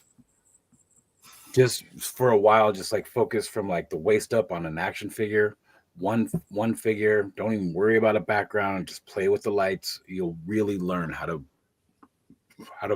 you'll really learn how light works when you do that. You'll start putting it behind it, putting it in front of it. Take hundreds of portraits, and you'll just figure it out. Your brain will understand it. I think the other thing that I think people do is they forget that it's still photography. Mm-hmm. So if you just think of that as a little person, and what would you want to see in a picture of a person, not a toy? Don't think of it as a toy. What would you want to see? Do you want to see a rim light? Do you want to see, that dark Rembrandt shadow? Do you want to see, a lot of depth, a little bit of depth? I mean, what have a picture in your head of what you want to try to accomplish before you start trying to just throw things together. And then look at like real photography books. And I hate saying real photography books. That's not fair, because toy photography is definitely real photography. I would say it's harder at some points. I mean, yeah, in some ways it's a lot harder, but in some ways it's a lot easier because they don't move unless they fall over, which happens a lot. But I mean, look at books from like Scott Kilby. Scott Kilby has some really great books on basic photography techniques that apply to almost everything. He's got a book on him, not advocating for him at all. There's other great authors out there, but he's got one called Light It, Shoot It, Touch It Up, or something like that. And it literally shows you how to set a pose, how to set a scene, where to put your lights to get a certain effect, and then how to tweak it in Photoshop to get a professional looking product. And when I was first learning, it was one of the greatest books out there, because it was literally start to finish, like recipes on how to get certain looks. And then you just experiment. Well, that's cool, but I want more light over here, or more depth of field, or, a more dramatic look with more contrast. So we use a harsher light and less lighting. And I mean, just play with it, have fun. And another thing about lighting is don't always use a light. Sometimes you can just use something to bounce the light. Mm-hmm. Oh, it's not going to work now, is it? It's working a little bit. It's not working. This light's not bright enough. Yeah, but I have a lot of aside from the one that's right in front of me, but I have a lot of indirect lighting. So like I have one pointing on the wall this way. Obviously, you can kind of see the one that's behind me right there. I move enough right there, but I mean, like, yeah. Well, indirect lighting helps you a lot with like realism. Yeah. In a action figure photography setup, like you have lights just facing all kinds of weird places and bounce it off of things. Like I just tried to show you and it didn't work, but because I do it this way, so that way it kind of gives me a little bit of depth on the screen, so it's not just a flat picture. Yeah. Mm-hmm. I get what you're saying. Yeah, I know you guys do. 100%. I mean, you guys probably know lighting way better than I do. So, so going back into all this right here, what's your biggest learning curve in making a print magazine? Like, what was the hardest thing when you guys first went into this? Like, going from concept to making the magazine. What was your hardest curve? I think mine would be completely different than what Deadman's going to say. So I think I want him to answer this too, because I'm curious what he's going to say. I think Ronan's biggest issue is dealing with me. because Ronan's already done this before. So I think his biggest issue was probably dealing with me. My biggest thing was just it was just the fact that it was actually going to happen, and like making sure that the deadlines were met. And we still have issues with that because for the most part it is just him and me, and mostly him. Right. And he's a really busy person, and so am I, so it makes it even harder. But I think deadlines actually was the biggest. It's still the biggest issue. Like I'm trying to work on issue 5 right now. Right. Okay. Because I got issue 4 almost, well, at least my parts of it almost done. So I think my biggest learning curve was realizing even if you're doing it for fun and not for profit, that it always takes longer than you think it will, and real life always gets in the way. Yep. It's been a weird summer as far does as anybody want to buy a motorcycle? Yeah, right. But yeah, things never go as planned, and you have to be willing to adjust. And so far, the community has been great about understanding our missed deadlines and being supportive and cool about it. But we're trying to fix that because we feel bad about it and want to fix it and do it the right way. Yeah. No, I hear you on that. So any fun behind the scenes stories in making the magazine? Behind the scenes stories. I mean, I could talk about going to LA Comic-Con and the magazine's not even showing up until the last day. Oh my God, really? Well, they staggered when they showed up. I had one for Saturday, and then I had both of them for Sunday, and I had sent them so early. I could not believe it, and I was looking at the tracking number from both of them, and they were just bouncing around in LA. And like they weren't even going to they were going to sorting facilities, not even real post office. So I couldn't just say hold it and I'll come get it. Right. Like, it was just going to sorting facility back and forth to 2 different sorting facilities, and it was insane. I couldn't believe it, but it was cool because I actually got to like experience LA Comic-Con because it was the first con I'd ever been to. So I mean, I've been to a couple of like toy shows here in Washington, but yeah, so I actually got Friday to just hang out, and my buddy Roger showed up, anime figure statue collector. I don't know if he's in the chat. I haven't seen him, but that guy showed up, and I got to go drink some beers with him and have a lot of fun. And then day 2, I had to like hang out a little more. Day 3, I was basically there. But I think I met you on day 2. Yeah, I'm pretty sure we met on day 2, and then I caught you at the end of the show when everybody was packing up. Yep. Yeah, I sent him a box of stuff, USPS priority mail, that was supposedly guaranteed to get there the day before the show, and well, that didn't work out. No, I actually got mine before yours. I just sent mine just straight through the mail. I just sent it like 2 weeks early. Yeah, I'm 100% terrified for like when we do like LA Comic-Con, we cover for coverage, right? So we do like actual like press coverage for it, but there's cons that we go to that we host. So we have like tables and merch, and we have a step and repeat so that people can like take pictures in front of it and all that. I am deathly afraid of shipping anything, so I drive everything myself. No. Right? Because it's like there's a show that we've been in the talks for that would be the first show that's too far for me to drive to. And at that point, I'm like, well, how do I get the equipment there? I don't trust sending audio equipment in the mail. No. You know what I mean? Yeah. No, definitely not. My camera was on my person the whole time. Yeah. Well, like it's a little bit harder with the audio equipment we have because I've got mics, I've got mixers, I've got I've got 2 between me and my audio guy, Sandra Betty, her husband is also one of my engineers. So we've got 2 giant bass cabs and 2 tower speakers that we need to send to the show. And it's like the last thing I want for that to happen is for that to something to happen to that equipment. Yeah, at that point you're renting a truck and paying a driver. That's that. I would feel safer doing that. Or you could also just rent the equipment in the city. And we've thought about that too. We've thought about, okay, well, maybe we go find a store in the city that we're supposed to be going to and see if we can work something out ahead of time so we can rent for the weekend. That's probably going to be your cheapest bet, honestly. Yeah. And it's not going to be cheap at all. No, exactly. No. So going back to your original question, sorry, but funny story. I don't know if it's how funny it is to anybody but me and Deadman, but the magazine was supposed to be a like 42, 48 page saddle stitched book. And, just like a standardized magazine. And when I started getting quotes and doing print quotes and everything, and we started laying it out, we had so much response from the people we had to be in the book that goodness. It just kept getting bigger and bigger and bigger. And I'm like, and then the tariffs hit. Oh yeah. Oh man. Oh my God. I'll be right back, guys. And then the tariffs started hitting, and a lot of places, a lot of printers in the U.S. because we printed in the U.S. A lot of printers in the U.S.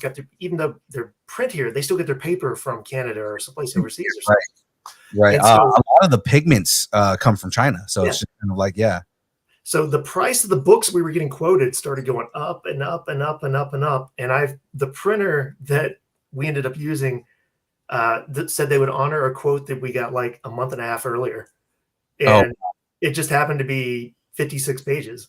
And we decided, well, that would actually work out because then I don't have to cut out any of these awesome pictures people sent in. And, we decided, well, screw it. It's 56 pages. That's what we're going to stick with.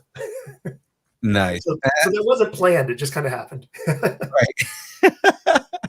Oh man. That is kind of, it's funny in the sense of, and you end up getting more for for less than you probably would have expected that you were going to pay for it. Yeah, because we were really struggling because printing in low numbers like this is probably more expensive than people think. Oh yeah, to get breaks on larger runs. Yeah, exactly. Mm-hmm. No, I get it. It's the same. We're the same with like our t-shirts and everything like that. We have to get things in bulk because it's going to be cheaper that way. Exactly. Yeah.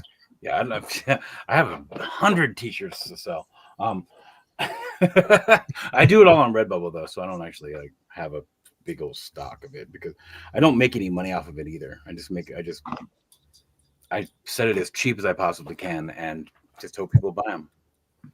Yeah, we need to set up, like we've been looking into trying to set up a print on demand just because we have so many designs that we want to do. So we've had our logo redone with like different nerdy fonts. Like we have a G.I. Joe one, we have a Back to the Future one, we have a Star Wars one. We've got every Marvel one you can think of, including the new Daredevil logo. We had our logo done in that Daredevil logo with the New York City in the background and everything. Like we've done all these kind of like cool logos, but it's like, well, what do we do with these? Because we can't just print these out. Like we can't just print up a bunch of shirts. It's gonna break ourselves. We're already breaking ourselves. We're gonna break ourselves even more to print out shirts with all these logos on them. So we've been looking into print on demand. So then that way people order it and then they just print the shirt and send it. Yeah, I mean, there's Redbubble and Teespring, but the problem with those is that you're not going to get the same shirt quality every time. Right, and that's kind of what we like about what we're doing now is the shirts that we have right now. They're really good quality shirts, and we kind of want to keep that quality. So you could possibly just talk to the guy who prints them and just say, hey, I'll give you such and such percentage for every one of them if you just do it. That's kind of what we've been doing is talking with our buddy about printing our shirts like that. So another thing, depending on how complicated the designs are, maybe I should email you this later so we're not wasting your time talking about it. But, I used to help with a t-shirt company and we did vinyl transfers, not iron transfers, but like real like t-shirt vinyl, soft touch, stretches with the shirt, last a good while if you do it right with a t-shirt press. And we would pre-cut the vinyl And then as people ordered them, we'd slap it, heat transfer it, and then send it out. That way we had a stack of blank shirts and then like a file cabinet full of pre-cut vinyl. And we just, when they'd order a shirt, oh, that's number 23. That's a logo in Star Wars. Take it, slap it on the shirt, stick it in the t-shirt press, throw it in an envelope, mail it. It's done. Yeah, Nice. with like the more detail and like colors and all that stuff going on, you have the possibility of losing it. But yeah, when they're like just like logos that are different stuff like that, Mhm. you could Yeah, definitely. 1 and 2 color designs that works great. For anything more complicated, yeah, it's a problem. Yeah. Well, I mean, well, if you have, even if you have a bunch of colors, as long as there's no color behind it, like like your Sure. like your logo right here. Oh, Jam, what's up? You like your logo behind us right now, like, because you could just put the white on there, you could put the yellow, and you could put the blue on there, and it would all be separated. So for what he's talking about does work. Yeah, we actually do right now. We've been calling it the Chase shirt, but we have this logo in just black and white. Oh, cool. Yeah, we actually our designer, the guy who designed our logo, he used to work for Funko, and so he designed our logo with like in every style that you can think of. So like he's got solo colors. Of course, we have the full color one. If you look at the top corner, it's our smaller logo, and it's just the black and white version of it, but that comes in full color too. Nice. Funko's not doing too great right now, from what I hear. Right now, they're not. Yeah, their sales dropped like massively in the last month. Yeah, it's crazy. It's not surprising with everything else going up. Yeah, yeah, it's crazy stuff, man. So let's go into this. So outside of ToyMercs and Legions, do you guys have any passion projects you're working on at all? Good question. No. I mean, I have my day job, but I do work with a toy company, and I am right now. I'm actually a project manager, not manager. I'm not a project manager.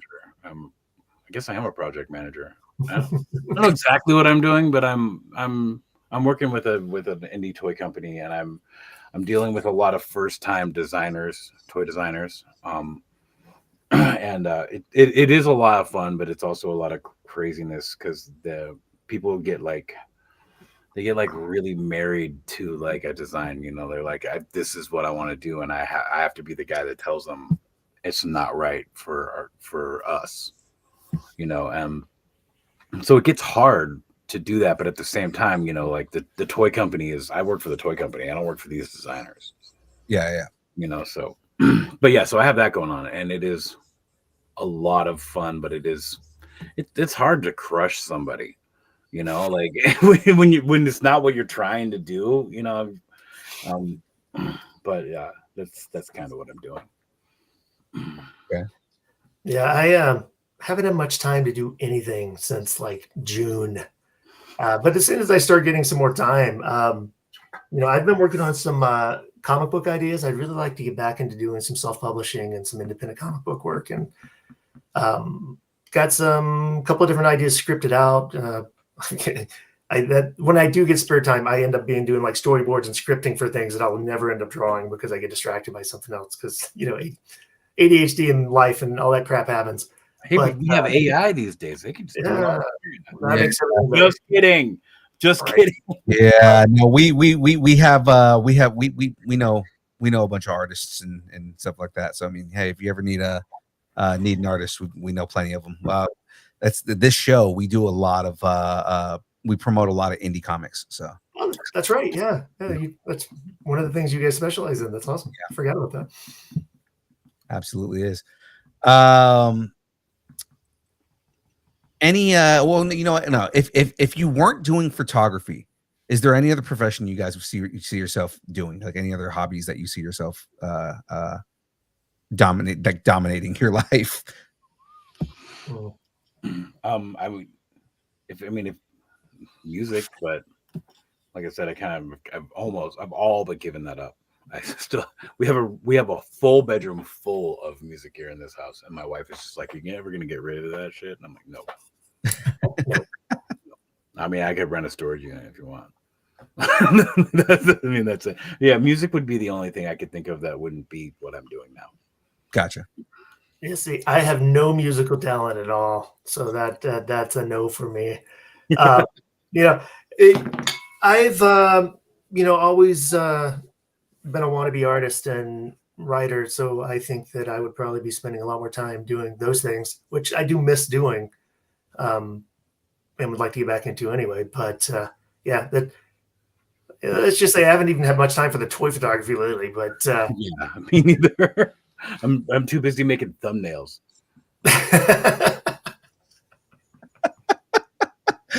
Man. AI could do that for you. We did that for a little bit, and then we pulled away from that. So we don't we've tried to oust like anything AI created. Well, I would have to say AI can be fun. Ronan was making for a while there for the Mercs Live. He was we'd make a thumbnail for the actual show to promote it, and then after the show, he'd make another thumbnail afterwards that like was just so much better, and like made fun of the show. A lot of them actually made fun of me. It was super good. Oh, Sam's here! Watch out. That comment's actually hilarious. Deadman, did you say it's hard crushing people? I do that on the reg in broadcasting with awards, and the humans are and the humans are starting to get upset about it. Hashtag haters tears. So I don't know if you know anything about Sam Newsman, but he has a Saturday morning cartoon show, or not cartoon show. It's a radio show. It's you can Sam put it in the chat. I don't know it. WDCE radio. It's out of Virginia. It's out of Virginia somewhere. Anyway, it's all about the magic and nostalgia of Saturday morning. It is a great show. But yeah, he does a lot of news parody, and people get like really upset with him because they think he supports something they don't, even though it's all just done in fun. That sounds absolutely hilarious. I'm gonna have to check that out. It is good. He broadcasted it live on YouTube and Instagram and Facebook and Twitter and all over the place. I'm literally gonna have to find this here in a second. Are you guys familiar with Chad the Bird? No. Oh God, he's a comedian out of Chicago. In his it's a puppet comedian, right? So basically, he is a pink bird, right? But the guy is absolutely hilarious. He was on the show a couple weeks ago. Oh, cool. Yeah, he's one of those guys that's been like going viral. And he has this whole rant about Dave Matthews and the whole shit in the Chicago River thing. Right. Because he's based out of Chicago. So like it was just, oh God, it was so funny, man. Explaining like the amount of shit that is inside of Dave Matthews tour bus, and like why they decided to dump it over the Chicago River. It hit a boat, so like a bunch of people just got splattered with it. It's the funniest thing ever, man. Check him out if you guys haven't seen him. Chad the Bird, he's pretty funny. Mm-hmm. All right, so I'm gonna ask you guys a quick question before we get into the wrap up questions here. You guys are gonna really have to think about this one though. All right. If a movie was based on your life, who would play you and why? Tom Hardy. That was quick. Why Tom Hardy? No, it wouldn't be Tom Hardy. I just said that. My wife said that when I was thinner, when we met, I looked a little like him, I guess. I don't see it. I never did, but she did say that, so that's why I said that. I honestly don't know who I feel like would play me. It would probably just be some indie actor, and they'd probably be Asian or something. I don't know. Well, I really just I don't know. Okay. What about you, Ronan? Oh man, I haven't thought about this. Maybe that guy from Vikings, the guy that always talked like this. Maybe thank you. I appreciate that. Not the main guy. No, he was the main guy in the first in the first like 3 seasons. Oh, that guy. Yeah. I can't remember his name. If I got to pick, I would say, what is his name? Sons of Anarchy guy, Charlie Hunnam. Charlie Hunnam. Yeah. Yeah. Yeah. Jax Teller. Yeah. Make me look cool. It's cool, man. We both picked terrible actors. That's awesome. Well, I'm awkward in real life. He's, got that kind of awkward, kind of likable style. So it fits. Especially now that he's played Ed Gein. Right. Perfect fit. Have you seen him as Ed Gein? That oh my god, dude, that was so creepy. It was. I've seen the teasers and stuff, but I haven't actually watched it. Yeah, they're saying he's probably going to get an award for that just because it's so spot on for how like just creepy Ed Gein was. Oh Wow. man, that's I've always said Ryan Reynolds in a fat suit. You're not a fat guy. I met you in person. You're not. You're stocky, but you're not fat. Yeah, I was years ago. I was much more svelte. But yeah, Ryan Reynolds in a big guy suit. Graveyard, my co-host, has said that he wants a different person of a different race and a different gender to play different stages of him in life. So, yeah, so he said like I want Chris Rock to play 10-year-old me, and then I want Betty White to play 15-year-old me, and then I want like stuff like that. And I was like, that's absolutely funny. That is great. That would be the weirdest movie ever, and I'm sure it would have an instant cult following. Yeah, well, I mean, he's a horror guy, and he makes horror movies. So, well, I'm really disappointed that this Graveyard guy isn't here. Why is the Graveyard not here during the interview with the dead man? Why? Snow in Chicago, and his snowblower broke, and he had to fix it. So he was like, "Yeah, dude, if I don't fix this tonight, I'm being overrun by snow." So that is a very, very odd reasoning, but okay. Yeah, trust me, he usually will find whatever reason he can to be here, right? So if he's telling me that he can't be on here tonight for that means it's something serious. That means like a lot of snow. Yeah, I mean, snow is hitting Chicago in a way that worries him. So, well, that's fine. You're doing a great job without him, by the way. I appreciate that. Thank you. Maybe without him. I'm just kidding. All right, so I'm gonna get into the wrap-up questions here. I'm gonna ask you guys the hardest question you've ever been asked in your life. Are you guys ready for this? Oh, sure. All right. Probably not, but go for it. All right. What is your favorite kind of taco? Chorizo. Okay. Or carnitas. I can't pick. It all depends on where I'm going. Sometimes the carnitas doesn't have enough salt on it, or they don't fry it up like crispy or something like that. But I will say I was living in Santa Rosa, California. I lived there for a really long time. But there was this one taco truck that there was a street. It was called Sebastopol Road, and like this whole street was filled with taco trucks. But there was this one taco truck that if you went like into this it was one of those like pull your car into it and wash it yourself kind of car washes, it had like the big sprayer with the hose and all that stuff. But if you walked into the very fucking end, walked into the very end, they would, if only with carnitas tacos did they do this, you would get a piece they would just like cut like a cube of queso fresca and they deep fry it real quick. Oh, no breading, nothing. They would just put it in the deep fryer, and then they'd put that right on the carnitas taco. And so that's why I can't pick between carnitas or chorizo.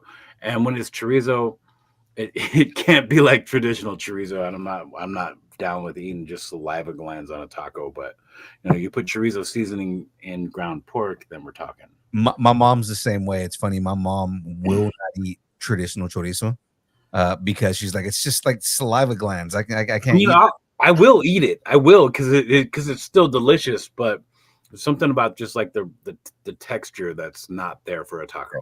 My mom will she'll do linguiça and do it in a way where like she'll cut it up and be like, okay, it's closer to it. I don't mind it because I mean it's whatever, but it's funny because me and my dad just make fun of her. We are very, very, very Latino, right? So it's just like when my mom is like, I won't eat chorizo because of this, and she's like, it's like the one thing in the world you eat tripas, bro. Calm down. you're all you fucking eat menudo. Like, right? what's wrong with you? Right. I grew up a little bit Latino. My mother's maiden name is Gallegos. Nice. So, but I also grew up in Washington, and she grew up here too. Okay. So it's a little removed, but yeah. Funny enough, you said Santa Rosa. Our main co-host James is originally from Santa Rosa. Yeah. Yeah. We're based out of Sacramento, so I think we're not too far off. Oh, Sacramento? Yeah. Oh, cool. Awesome. Yeah. I'm originally from San Francisco, so I mean, yeah, I know all about that. Nice. My wife was born in San Francisco in a warehouse. Her parents were weird artists. I would say hippies, but they were more artists than hippies. Okay. And I'm sure she loves you telling that story. I don't know. She let me put half of her face in a story the other day, which was weird. I mean, the reason why nobody gets to know my name is because of her. Like I have to be Deadman because she doesn't want anyone to know who I actually am in real life. Graveyard's the same way, and I've slipped a couple of times where I've said his name on the show, and I'll be like, I mean, I'm talking about somebody else. Fuck, I did it once on our show. I was talking about myself in the third person, and I started to say my actual name, and I was like, whoa. But yeah, it was funny at LA Comic-Con because people would they'd go to Kelly or the Shadow Nose guys we were all at the same booth, and they were like, who's the guy with the magazine? What's his name? And they would all be like, Deadman. And they're like, no, what was his real name? And they were like, Deadman. Then one guy was like, no, he told me his real name. He's like, no, he fucking didn't. I guarantee you he did not tell you his real name. Yeah. Most of those guys don't even know my real name. I just wish I was there to hear you try to convince the con officials that no, that's really me in the magazine, Deadman. And well, show us some ID. I can't. It's Deadman. I had the hardest time getting my pass at LA Comic-Con because apparently I got cleared way earlier than they cleared anybody for some reason. And I showed them the email because that's what you're supposed to do, right? And it was like, then they were like, this is a legit email, but you're not on our list because this is not the email you were supposed to get cleared from with the press pass. I was like, what? It took almost a whole day to get my press pass. Luckily, I had a vendor pass to use. Yeah. But I wanted my pass for me, but it ended up not mattering, and I did get the pass, but it took half of the first day to get that pass. Yeah, we luck out just because we're connected with the PR team. So if there's ever a situation where they're like, oh, we can't find your thing, but okay, cool. You want to do me a favor and call NPR? They'll just be like, yeah, they'll vouch for us, and you guys can give us our press passes now. It took a real long time. I had to keep coming back. Ronan, what about you, man? What's your favorite kind of taco? I like I would say that I'm pretty open to a lot of them, but I do like little street carnitas, man, where you can get whatever toppings you want to, nice and spicy, pile it up. You can eat 10 of them, and those little street tacos are awesome. Yeah, I'm a simple man. All good. There is a correct answer. He doesn't know what carnitas really is. There is the correct answer to this, by the way. Al pastor is the correct answer.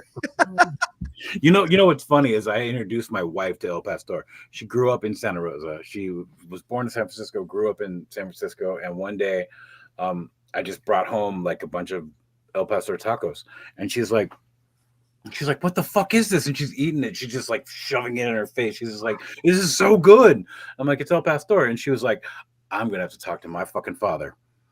Because she did not know what El Pastor was. That's funny. The litmus test for Latinos, right? So anytime we go to a restaurant, the litmus test is Al Pastor. If they make good Al Pastor, they make good everything. That's just basically the way it is.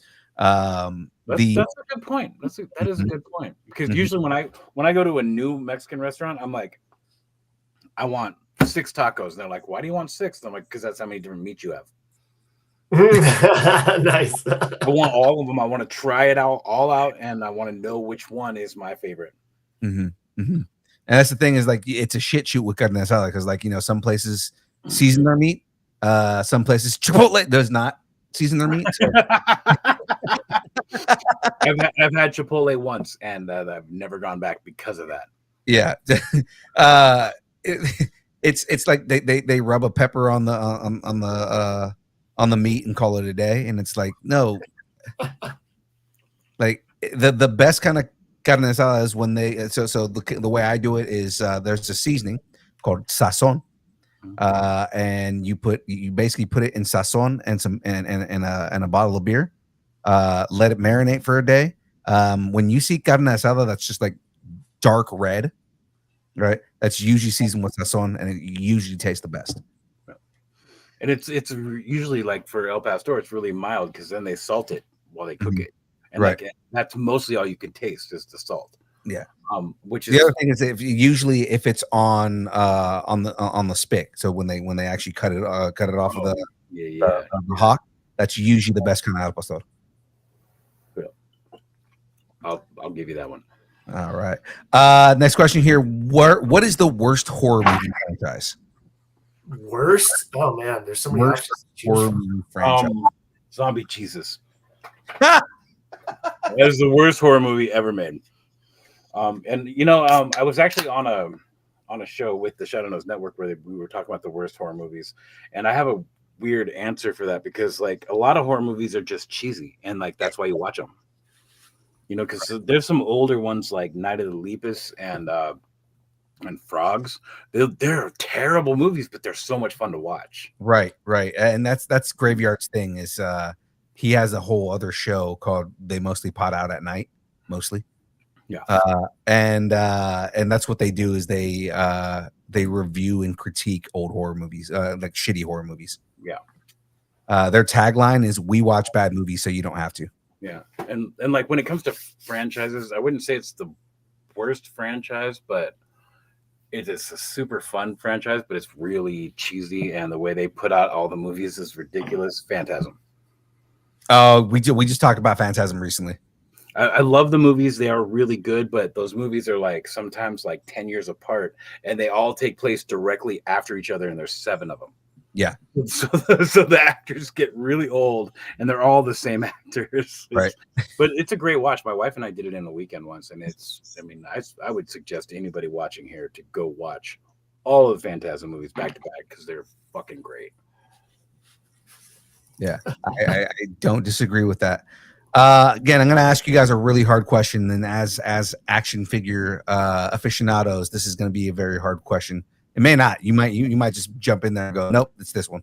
But who wins in the fight for best posable action figures between NECA, Hasbro Black Series, Marvel Legends, McFarlane, Nacelle, or Hot Toys?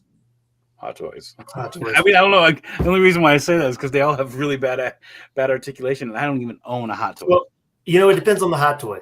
The good thing about the Hot Toys is they've got that realism, but the bad thing is sometimes the soft goods and things can really mess up the articulation. But Black Series and Marvel Legends are usually about the same thing. You know, yeah, they're both Hasbro. No, Black Series is terrible with that hinge and swivel, man. Black Series is pretty bad with that. I guess, yeah. Anyway, I'm sorry. I'll be right back. No, you're fine. Have you seen Nacelle's new lineup? No, I have not, to be honest. Oh man, so they have been they just came out with the full articulating Captain Kirk. Okay, and I'm gonna have to look that up. Yeah, it's like a full articulated one. And then because they have the whole Nacelleverse that's coming out now, right? Because they're like revitalizing a whole bunch of old cartoons. I looked at these. Okay, yeah. Yeah. They got Biker Mice from Mars, and they have full articulating Biker Mice from Mars. I was there when he announced the new Biker Mice from Mars toys at LA Comic-Con 2 years ago. And Brian's been on the show. So Brian Volkweiss, the guy who runs Nacelle, he's been on the show before. And I asked him about, I remember as a kid, I had Biker Mice from Mars toys. And I asked him about the antenna because, the old toys had the antenna, and then when you put the helmet on, it would fold the antenna down. Right. And he was saying, so we didn't do that with these. And the reason is because those antenna would break and get stuck inside the heads. So, yeah. So what they did is he said rather than doing that, because they are full articulating toys, he just swapped out heads. So he's got multiple heads that they come with. One has the helmet, and then of course the other head has the antenna, and the antennas are posable as well. That's cool. I mean, that's a good way to do it. I mean, because you don't want it to look naturally bulky or to accidentally break things, because that just takes you out of it. So right. It also does make the helmet fit better. So like, you know, when you have the character with the helmet on, it doesn't look like it's just a giant helmet on top of a rat head, right? Like it actually fits and seems like it fits the character. Yeah, but the main reason too is because they also did come out with the bikes for them. And he was saying, like, he showed the side by side. He goes, if you look at the original Biker Mice from Mars toys, you know, they just kind of, because they didn't articulate, they just kind of sit right back into the back of the bike. Because they're full articulating on these ones, you can actually pose them on the bikes, and they actually look like they belong on the bike. Nice. So, well, that's pretty cool. Yeah, Nacelle's got some pretty good toys. They're coming up in the world just because they focus a lot on quality. So. Well, I mean, it would be nice if some toy companies did. Some toy companies do not care. Yeah. You know, and again, Brian's really big on, you know, he takes all the money that he makes from all the documentaries that they do. So, you know, he's responsible for the Toys That Made Us and the movies that made us on Netflix. He's responsible for there's a show on Disney Plus that was produced by $7 and Nacelle that is behind the attraction. So like they're doing basically the Toys That Made Us, but with like Disney rides. Oh, that's cool. Didn't Honor have a lot to do with the Toys That Made Us? Yeah. So that's his whole thing. And basically what he does is he's like, okay, cool. So I make, you know, the money that I make doing documentaries, I feed back into the company, and we started making toys. And he's like, I basically make toys for whatever license he can get, but he's like, I make toys for the properties that we own. So they now own Biker Mice from Mars. They now own God, what other ones do they have? The Cowboys of Moo Ridge, I think, was another like old yeah. That they got the rights to. So what they're doing is all these cartoons, they're putting them all in the same universe. He got another really big one. I'm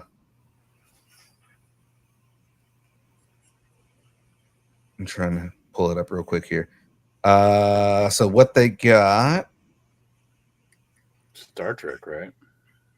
He's got a lot of Trek toys. So like I said, they just put out a new Captain Kirk toy that is Star Trek. Yeah, they got a lot of Star Trek. Yeah, he puts out toys that like are things that he would want. So he's got RoboForce. So they just put out a new RoboForce show that's on Tubi right now. Oh, okay. Yeah, so it's a brand new RoboForce show that they brought back that is co-produced with The Rock. Yeah. Sectars. He's bringing back. Oh, that's right. I forgot about that. That's terrible. I'm sorry. Biker Mice from Mars, obviously bringing that back. Let's see. What are the other ones that he has here? Animated TV series. There we go. RoboForce, Biker Mice from Mars, Barnyard Commandos. And aren't they doing a line of like comedians or something? I think they might be. Right here, the Legends of Laughter, I think. Wild West Cowboys from Moon Mesa. Yeah, that's ridiculous. Dude, so many people that I mean, I've met. I do know a few people, not so many, but I've met a few people that are really, really excited about that. Yeah, and then the Great Garloo. They're all in the same universe. So basically, the idea is eventually they're all gonna like they're gonna have like crossover cartoons and stuff like that. And he has some pretty like A-list level comic writers that are writing the comics that are telling the backstory before they even get to the cartoon. So it's pretty cool. And again, all of it was so that he can make these toys again. Yeah, and they're doing the Highlander ones too, right? I think they are doing the Highlander toys too. So, like I said, Nacelle's the big thing about Brian is he is really focused on quality. So he wants to put out quality toys that you can fully pose and do everything with. Yeah. So, yeah, fun to check out there. Okay, so what's next for you guys? Like, I know you said you were working on issue 4 and you working on issue 5, but what's next for you guys? What do you guys have coming up? Anything you want to plug? Well, I mean, we have the show that we do every Wednesday. It's at 5:30 p.m. Pacific time. We also there's ToyMercs, of course. Go follow ToyMercs on Instagram. We're gonna do a probably really big giveaway when we hit 10K. When the channel hits 5K, I got something really not 5K. When the channel hits 500, because the channel is still really small. Because YouTube is a different beast. I can't figure it out. I was able to make ToyMercs grow, but I'm not able to do it on YouTube because there's that whole weird level of gatekeeping out there. Because there's all these people out there in YouTube land that, you know, there's weird levels to like people that will help you. You know, they're like, oh, you're there, we can't help you yet. Like, you have to get a lot closer to us for us to help you. And like, it's like, whatever. It's dumb. But I'm hoping to break that somehow. Figure out a way around that. But yeah, I mean, yeah, there's just the magazine, ToyMercs, and the show. Like, that's it. That's all I got. All good. Ronan, anything you wanna plug? Anything you guys got coming up? Well, we have, as he said, the weekly show. We're doing the magazine. Issue 3 is at print right now. You can order that on our website, legionsmagazine.com, or Big Bad Toy Store. So if you're international or want to put it in your pile of loot or just save on some shipping, we love it if you order it from Big Bad Toy Store, just as long as you order it. Yeah, please order. Yeah, but issue 3 should be shipping soon. That would be awesome. You know, Deadman and I are both on Instagram. We still do occasional toy photography when we have time. We're very active in ToyMercs and Warhammer and a couple of the other communities, even though not quite so much lately. So hopefully they won't get mad at me for saying that. But yeah, that is pretty much all that we've got going on right now, besides real life sucking up all of the time we would rather be doing. I hear you. I get you on that. All right, cool. So I want to thank you guys for coming on the show, coming and hanging out and nerding out with me for the last 2 hours at this point. And before we get going, tell everybody where they can find you if they want to follow you guys on all the socials and everything like that. Deadman, go ahead. Well, you can find me at ToyMercs on YouTube. You can find me at ToyMercs on Instagram. You can find me at DeadmanWon on Instagram, and I believe there's some Facebook pages too, but we don't pay a lot of attention to those because Facebook is Facebook. Facebook's Facebook. Yeah, well, I mean, we post stuff over there. I mean, both Deadman and ToyMercs does post stuff over there, but it's the community is pretty toxic over there as far as that I know. I mean, I don't know, maybe I'm wrong. Yeah, no, I see it. I see it. Ronan, all of your social medias, all that kind of stuff. I find you. Well, no, you don't want all of them. Trust me. No, toy photography is at Digital Ronin on Instagram. If you want to see other photography, I do have a regular photography page and a hidden diecast toy photography page that if you message me, I might give you. Then obviously ToyMercs on YouTube for the Wednesday night show, and yeah, that's all the good important stuff anyway. That's all the fun stuff. There we go. Well, ladies and gentlemen, you know who I am, your boy, Young Phil. Have something you want to discuss? Tell us what you're nerding out on and connect with us on all the social media places, Instagram, Facebook. Yeah, we're still on Twitter. I don't know why, but we're still there. Twitch, TikTok, Threads, YouTube, Discord, Blue Sky, MySpace, Vine, GeoCities, Friendster, Second Life, AIM, Farmers Only, Christian Mingle, OnlyFans. It's only pictures of Aaron Watkins' feet and Mandels the beard. John Mez's box is sitting on a table staring at you and judging you for not subscribing to Distance Nerding. And of course, everything she do will do for money, which is kind of sad, actually. At Distance Nerding. And of course, if you would like us to break up with your girlfriend, boyfriend, significant other, pet, schoolyard bully, annoying neighbor, or just tell us how much you enjoy us, hate us, or wish the internet would consume us completely and spit us out at the feet of all of the Nacelverse characters, then you can send us an email at distancenerding@aol.com. We will read it live on air. Ladies and gentlemen, that is it from us. Again, guys, I appreciate you coming on and hanging out with us tonight. One more big shout out and love for ToyMercs. And guys, get Legions magazine. I have a copy of it and it's great right there. So go and check that out, ladies and gentlemen. Support all of the toy community and support all your local creators as it is. Thanks, and keep nerding together. We'll see everybody on Tuesday on the Tuesday show. All right, guys. Have a good night. Absolutely. Distance nerding.